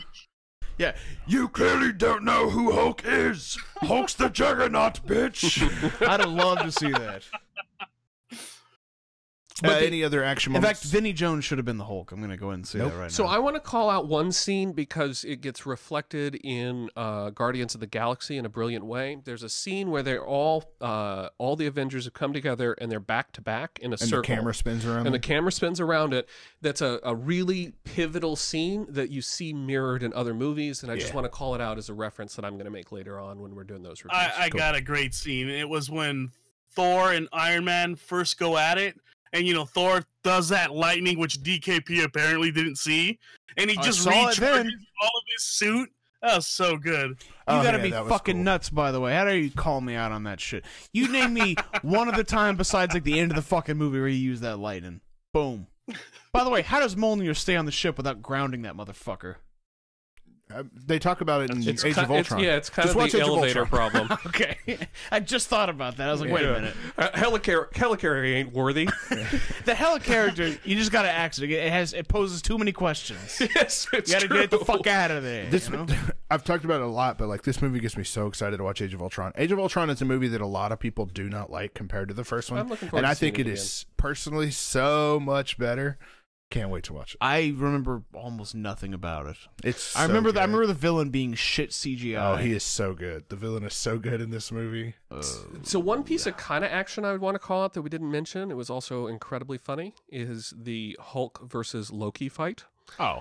Oh yeah. Do you that wanna was call it a fucking- You could put that in comedy as well. I was I so thought fucking it was great. brilliant, and it was good from a CGI standpoint. It was a believable moment of cartoony Yeah. violence that that truly represented Loki's weakness. Loki's weakness is not talking to him. I don't Loki's know about, weakness I don't know is you about beat that. the shit If out it of him. more represents just how fucking rad the Hulk is.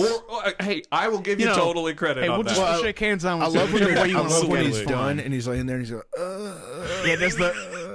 It's hilarious. and Hulk goes, puny god. I kept thinking like if this was like a rated R movie, you never see in movies. Have you ever seen like a video of someone who gets like knocked out like severely and they Yeah, they it's start awful. doing the noise? I was like, how would that, bring how that much would up? this scene not be funny if he started making Yeah, that fucking that- noise? that's It's true. terrible. But the Home Alone-esque, that was the sound of a Hulk fucking me up the stairs. Like, that worked. All right, let's review this movie. Peb, do you want to throw what our scores? Which Idify, I don't know if we got your. Yeah, we should ask Idify. Well, can we? Is it too no, late? It was same sort of thing with Taylor since he already yeah. watched it. That's a pain. You've So got, I can give you my cap score because I know I didn't do it before, Let's hear it, baby. and you guys might be a little just passed that disappointed, but I give it an 8. I don't really not want to go into too disappointed. much. Uh-oh. I really thought out of all the characters in Cap, Peggy Carter sold that fucking movie. And that's where I'll leave it at that. There's more I can go I'll on. agree but with that's- that. Okay, so hold on. I'm writing it down now. Captain America scores. You scored it as an 8. Is that correct? Yes. All correct. right. Idify 8. So I'm not going to tell you what everybody else scored, but you were different. So that's actually Yeah, I kind of know. cool. He heard it. He heard the show. podcast. Hey, everybody poops, man. All right, I wish I was so able to go. You made the right choice going to your son's birthday party. yeah, no, you absolutely. Is that what made you the were right doing? choice. Yeah. Oh man, you fucked up, fam. We had a good time. You should have. Oh, I been there. know. Tasty was hilarious. So Avengers. Are we ready to do the score? What were our prediction scores for it? Oh, okay.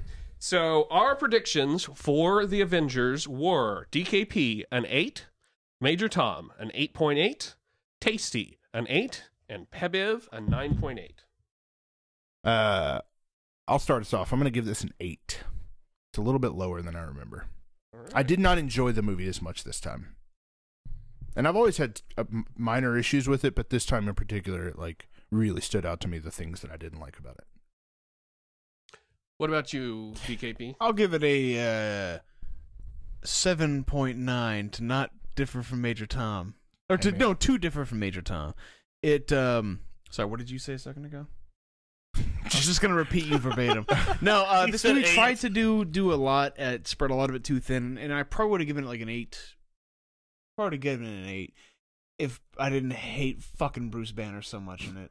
Because, in case I don't even know, Hulk is like my favorite Marvel character, but they got the Hulk right.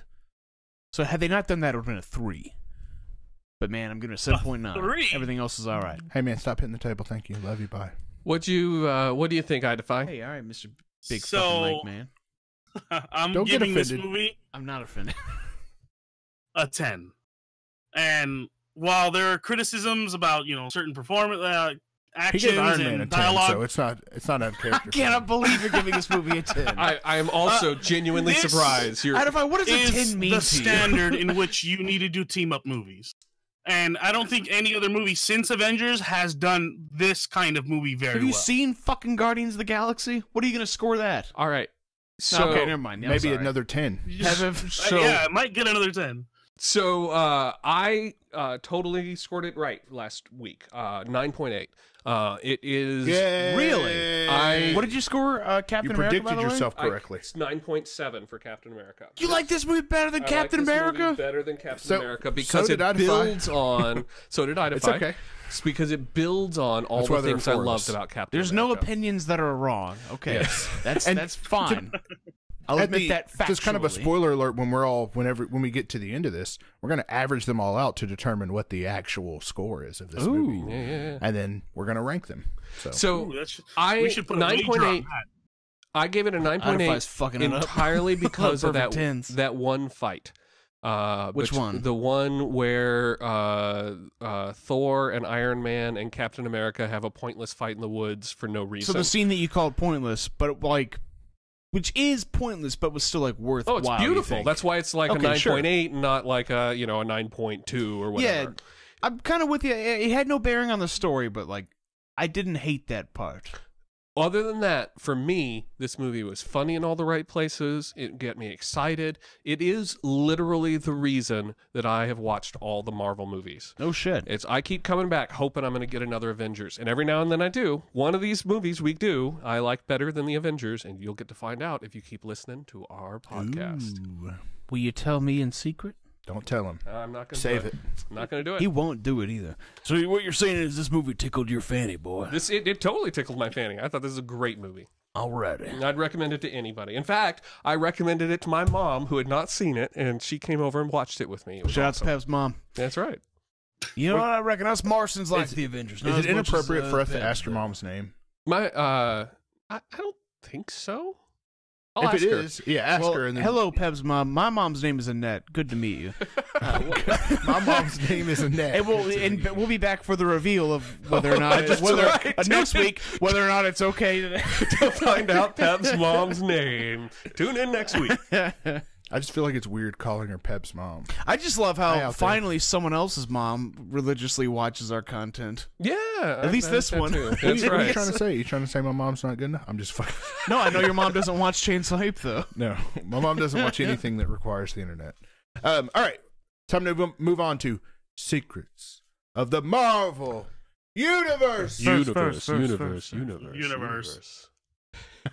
Hey, good effort, man. This one, that was a fun one. This one's kind of weird, man. Some of these are kind of weird. Number one, Project Pegasus. The project name for dealing with the Tesseract is called Project Pegasus. The S.H.I.E.L.D. agents call it. All right.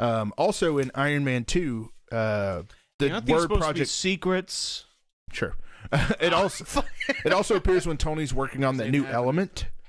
When Tony makes the new element that he uses to put in his chest in Iron Man 2. Yeah. The words Project Pegasus are on some crate somewhere as well. Project Pegasus stands for Potential Energy Group / Alternate Sources United States. Man, they tried hard on that one, didn't they? Really Potential. It's from the Marvel comics. yeah. So Well, they basically, tried anytime hard you're on that dealing one, with didn't they? anytime you're dealing with some sort of like alternative energy source, then that's what's used. Number 2, Tony Stark makes a reference whenever Agent Coulson wants to come up to his suite and he doesn't want him to. He's like, "This is Tony Stark's life model decoy." It is. So there are like 2 seasons of Agents of Shield based on live model decoys. yeah, it's a big Yeah. part of the. It's kind of a throwaway joke, but it's a big part of the Marvel universe where they duplicate Shield agents to use in dangerous situations. I have a Pepper Potts real doll. Oh, of course you do. There's no punchline to that. Number 3, Project 42. Iron Man helps develop an extra-dimensional prison for captured bad guys within the files that Tony Stark is given by Agent Coulson. Whenever he like takes all those files and like throws them up in this cool Iron Man way, where he like grabs the Tesseract or whatever. That's still the one technology out of this entire series I wish actually existed. Oh, totally. We'll and get like when he's talking to Bruce Banner and he just minimizes his whole desktop with a sweep of his hand. Yeah. Oh, it's nice. Must So- be nice, you know what I'm saying, boys? Yeah, it's an extra-dimensional prison. Project 42. So it's cool. At least it gets Like a nod. Marvel version of Phantom Zone. Yeah. Huh. Number 4, Captain America says the last time he was in Germany, he had disagreed with the man standing above everyone. What was that a else. reference to? Is a reference to his arch nemesis Red Skull Oh, no. and his sponsor Adolf Hitler. There Oh, I we was about to go. say. It That's is. very good. And his sponsor Hitler, you know, I think like when I hear that when he said that like Mark Summers Double Dare when he's like, and we have our new Hitler Casio and sponsor the Red Skull. No, it's like Volkswagen. I would love that. Oh no, I'm talking Double Dare. Oh, yeah. Kids can't drive Volkswagens. They can't drive. I'm just saying They gotta that if you're slide going to go down- with a Hitler product, They go gotta with a slide Hitler down big product. Number pizzas and look 5. through Gak. Hugen and Munin. Are you guys familiar with these two? Who the fuck is Renee Zellweger? These are crows, 2 crows who work for Thor. And Oh, I'm sorry, Odin. Yeah. And they like go around and they keep an eye on things. That's what they do, and then they report this information back to Odin. The scene where Thor and Loki are fighting for the very first time, and they're out on a cliff, and Yeah. they're having the conversation that basically like sums up the motive. Like so you're saying that sums Andy up everything that Tompkins heard happened. that whole thing? That sums up everything that happens between Thor and between Thor and the Avengers, where he's like, "Yeah, we've been looking for you" and all this stuff. In that scene, there are 2 crows that like fly by and land close by, Implying that Odin is listening in. and implying that Odin's listening in on that conversation. Number 6, Hulk mentions eating a bullet and the other guy spitting it out. That's a reference to a deleted scene from The Incredible Hulk. There was a Oh. scene in The Incredible Hulk where he. Wow. That should Ate not a have bullet. been a deleted scene, by the way. I would have loved to have seen Yeah, that. that would have been interesting. Well, we could find it somewhere online. It'd have been Ed Norton killing himself. It would have But been, that. yeah. I don't. I've already seen Ed Norton shoot himself in the mouth once. He's That's probably why they took it apparently out. Yeah, He highly resisted to being shot in the mouth. We don't want to. We don't want to. Fucking Fight Club is a prequel to the Incredible exactly. Hulk. We don't want to That's felch off awesome. their shit. So we got to cut that out, boys. Number 7, Lou Ferrigno. Hold on to a second. voice Hulk. Helena Bonham Carter is a way better Betty Ross. I just got to get that out there. Nope. I'm It's probably weird. the only person on this No podcast way. that thinks Helena Bonham Carter is hot as I fuck. think she is. I don't Have think it she's up hot. top. And Alright. hold on. I'm gonna do this where you can hear the. No offense to you out there, Helena. Thank you. No No, offense how's needed. that offensive? She's 'Cause, beautiful. Well, I think at she least looks 2 like of us are on crap. the right side of fucking Oh, I history. see. I don't think she's attractive at all. It's not Same nice. here. She looks like crap. But Not to me each their too. own, man. Hashtag not me too. You look great, Helena. So yeah, Lou Ferrigno still doing the voice for Hulk. Yeah. I had no Did idea. you make kissing sounds? That was me winking, actually. And then the final reference outside of like the Tony Stark calling people reindeer games or legless or making a Jonah in the whale reference. Sorry.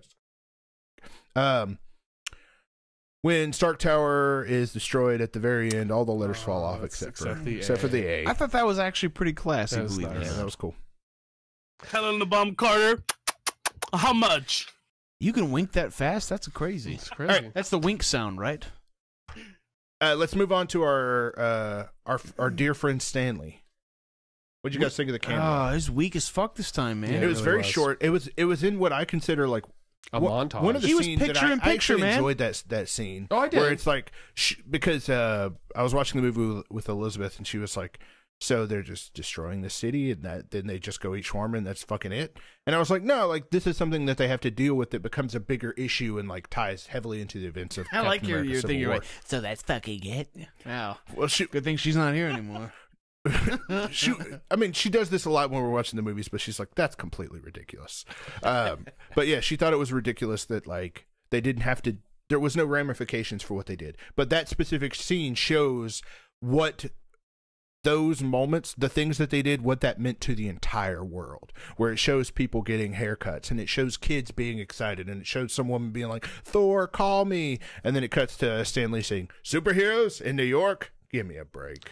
So I love that scene as well. I just didn't think that it showed Stan Lee off. Stan Lee, we best. discussed this earlier, was written a better role already. He just He should have played the one who found Incredible Hulk and brought him the pants. Yeah, he should have been the pants bringer. Yeah, There we go. come on. Maybe they didn't want him carrying those pants. They're pretty heavy. You know what's really funny? A lot of movies have fucked a lot of shit up, but they don't really roll that B tape, or what looks to be like B tape of like, "Nah, I think it's great. The Avengers are wonderful," and it's like, "Who? You kidding me? Fuck those guys!" You know, they roll that.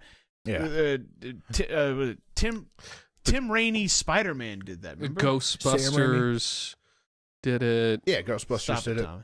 Yeah, No, I'm going to continue to correct you. and I think like all we were missing was fucking. He stinks, and I don't like him, which was like the standout bit from the Tim Rainey Spider-Man. Yeah.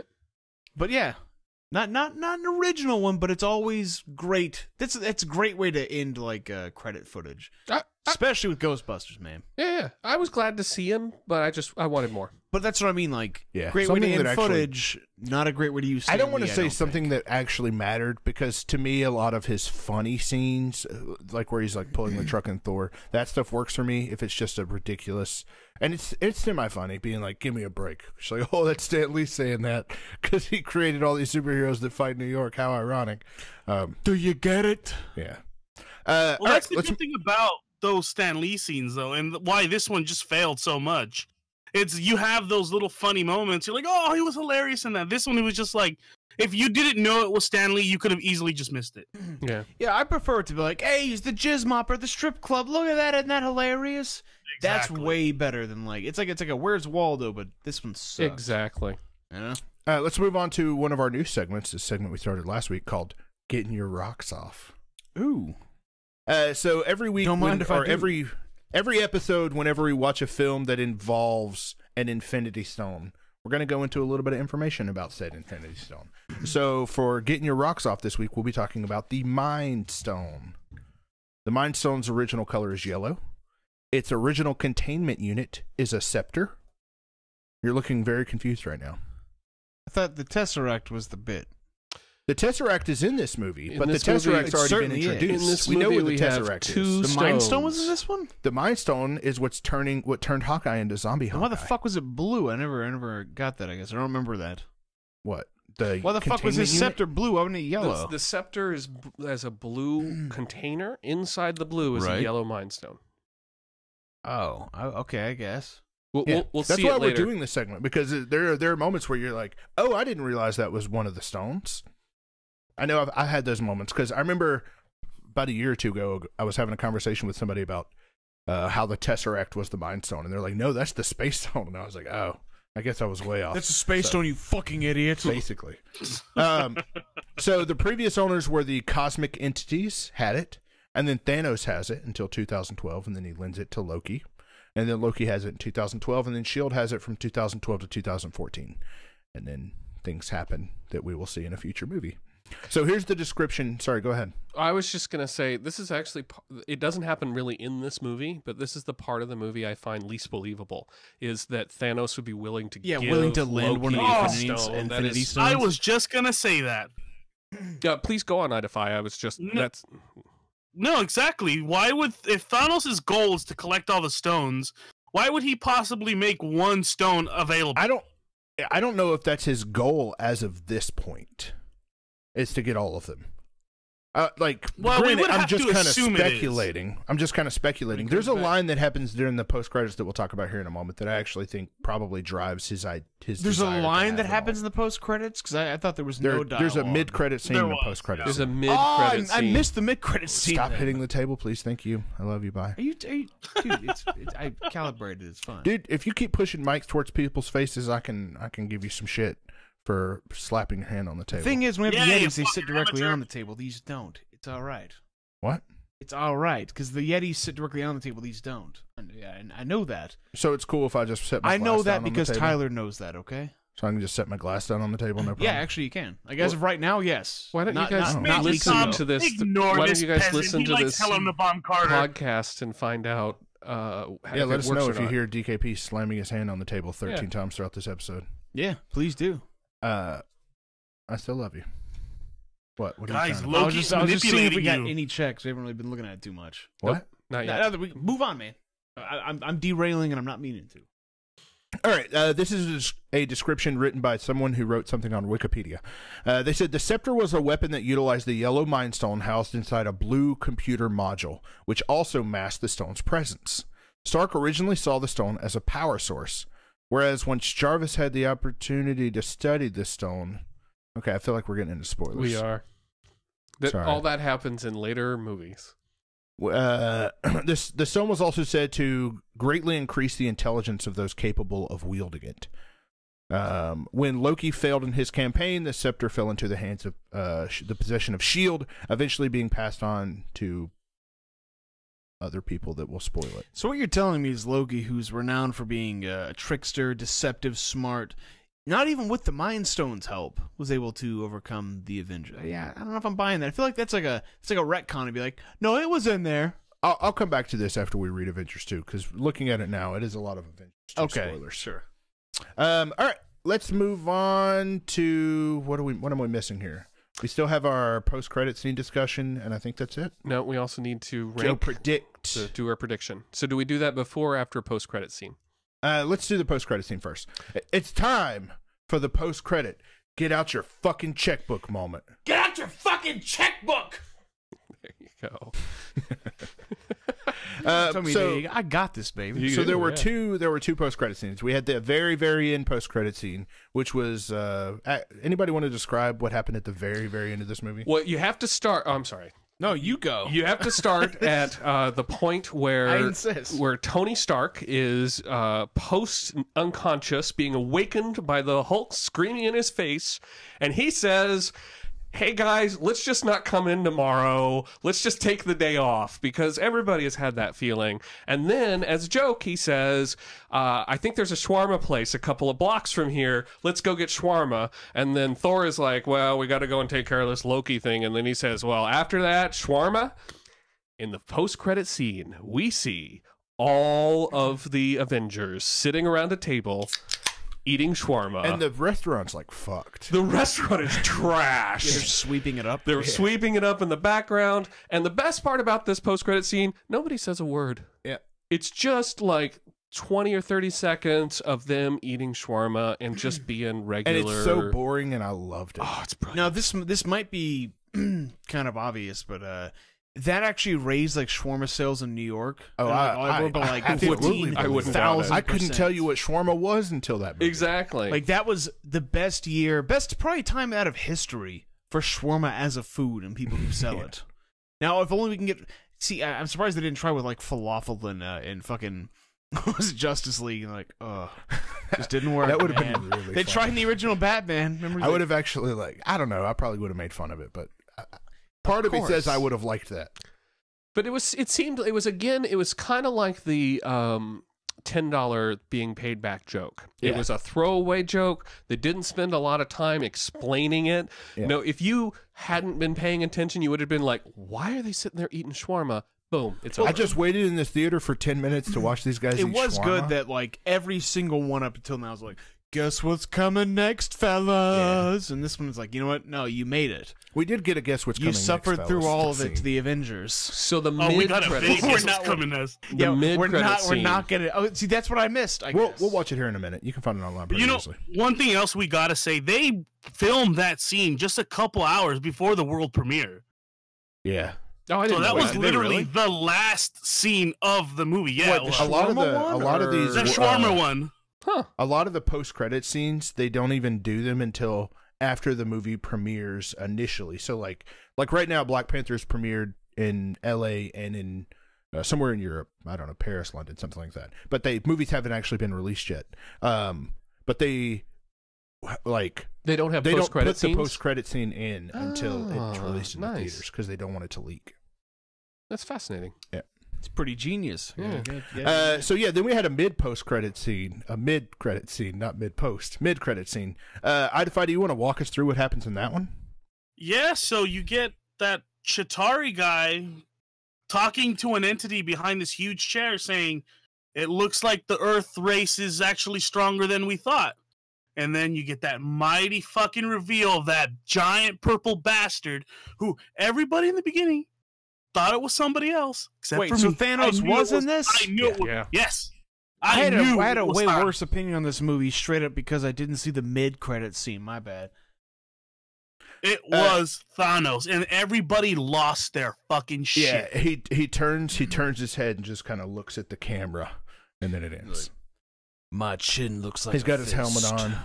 I'm Thanos. So Literally, that scene sold the rest of these fucking movies for me. to be honest, I probably would have watched them all recorded. But yeah, I would have feel you. too. No, I Go on, grew Nick. up reading the Infinity Gauntlet story, so when I knew that the fucking Tesseract was an Infinity Stone, I lost my shit. Oh, that's a cool reveal, sure. But like Marvel movies at this point are kind of like Star Wars, where it's like if you don't see it, you're culturally left out. So you've got to see it. So yeah, like Tommy said, you probably would have seen them anyways. Yeah. I'm in the same boat. So I've got a possibly Hot take? hot take Yeah, on this. let's see. Let's get your hot take, Peb. I think Thanos looks stupid. In just in general, or in this I just movie? think you look stupid. I do. Okay, so even in the comic books, I thought he was kind of dorky. Putting him up on the screen makes him look extra dorky to me. And I He's know a big purple dude with like 7 chin dimples. chin dimples and like he's it looks like it looks like a fist. he's Yeah. like what's the guy named the Chin? The guy named the Chin. he's in- Tick. Tick? No, the Chin. He's in Jay Leno? He's in the Spider-Man movies. He's in Evil Dead. Shit, what's his name? Bruce Campbell. Bruce Campbell. He's like Bruce Campbell had Jinx, sex bitch. with Bruce Campbell, who had sex with Bruce Campbell, who had sex with Bruce Campbell. So you're That's how you saying get if there were Thanos. two Bruce Campbells and they fuck each other, Yeah, they come out with they fuck Thanos? you each get other. Thanos. You just Utter. yeah, it's exactly what I'm saying. All right, I just, can believe that. He just looks dumb to me, and that's my big fear about Infinity War. And this was the first time I started having that fear because he's so important to the plot, and I just think he looks stupid. Is it just his fucked up chin? It really is his fucked up Oh. chin for me. By the way, for those who don't know, it's been mentioned Like an before, but if octopus this is the cleft. first episode you've watched, Pep does not watch trailers leading up to these movies, I which don't. which I'm very jealous of. So he has not I can seen a lot of respect stuff that, that yeah. a lot of us have seen. If Go ahead. if you want any character to kill a Marvel character, it's Thanos. Oh yeah, I don't mind him as an idea. You better not, because it's gonna happen. And as a character, Spoiler he's alert. interesting, a big, powerful dude that kills people. He's a warlord. He inspires people. I get all that. It's just literally when he comes up on the screen, I go, what a fucking idiot. well, So, a couple we'll of things see I how wanna- you feel about that when he's murdering your favorite characters. Yeah, we'll see. A couple things I want to touch on. Shout out to Pep's mom. Just real quick. So the bad guy, the one that we see at the very beginning and the very end of the movie, who's like talking to Loki at the beginning and then Thanos at the end. I looked him up to see what that character's name was. He is credited as Chitauri Leader. He doesn't have a name. Oh shit! I call that right. I mean, that's not that bad. Like, okay, I know, you know. Okay, remember Buttface in Star Wars? Dude, In the fucking- Cantina bar. His name was like Ponda Boo Boo. Natalie Dormer has a name. Why in try? Captain Why America. try? You're talking. Oh, You're Natalie, talking. you know what? prune You're face? right. Natalie Portman does have a name in No, those Natalie movies, and she Dormer. doesn't really need one because she's not mentioned again. Natalie Dormer. Natalie Dormer does from Cap App. Did somebody just fart?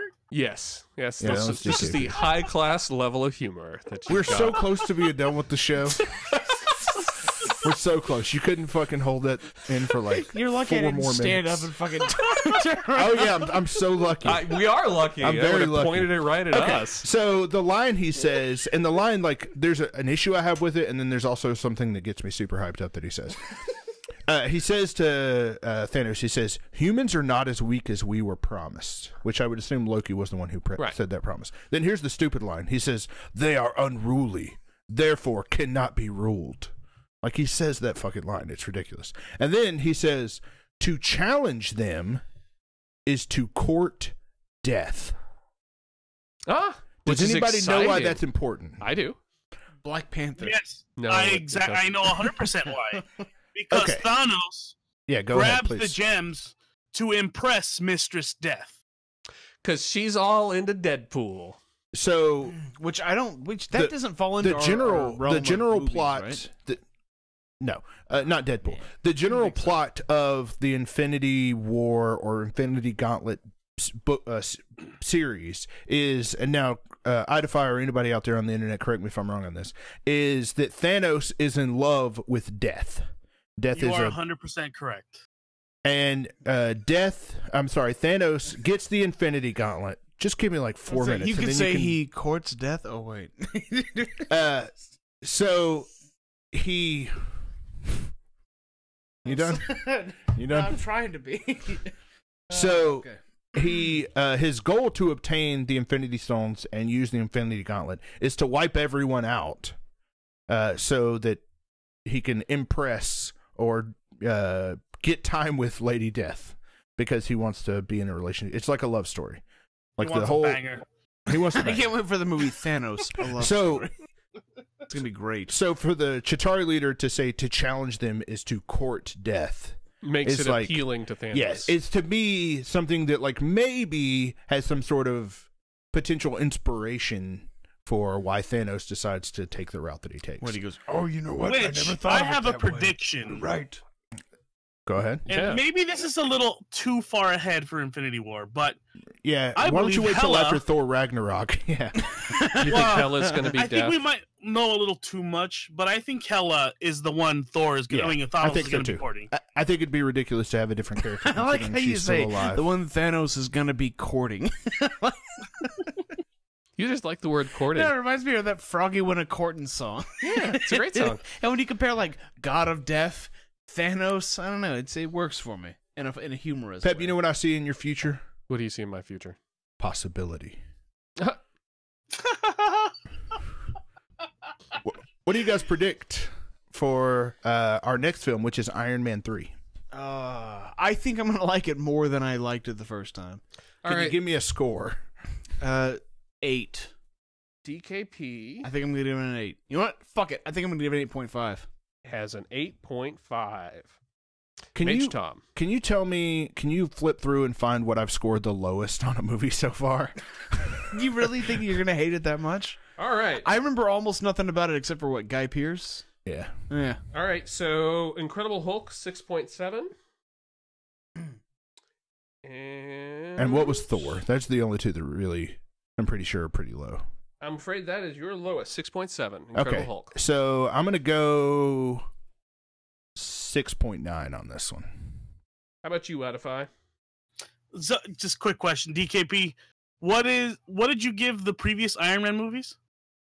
DKP Let us take a look. gave the previous Iron Man movie DKP 8.5 for Iron Man 1 and 8 for Iron Man 2.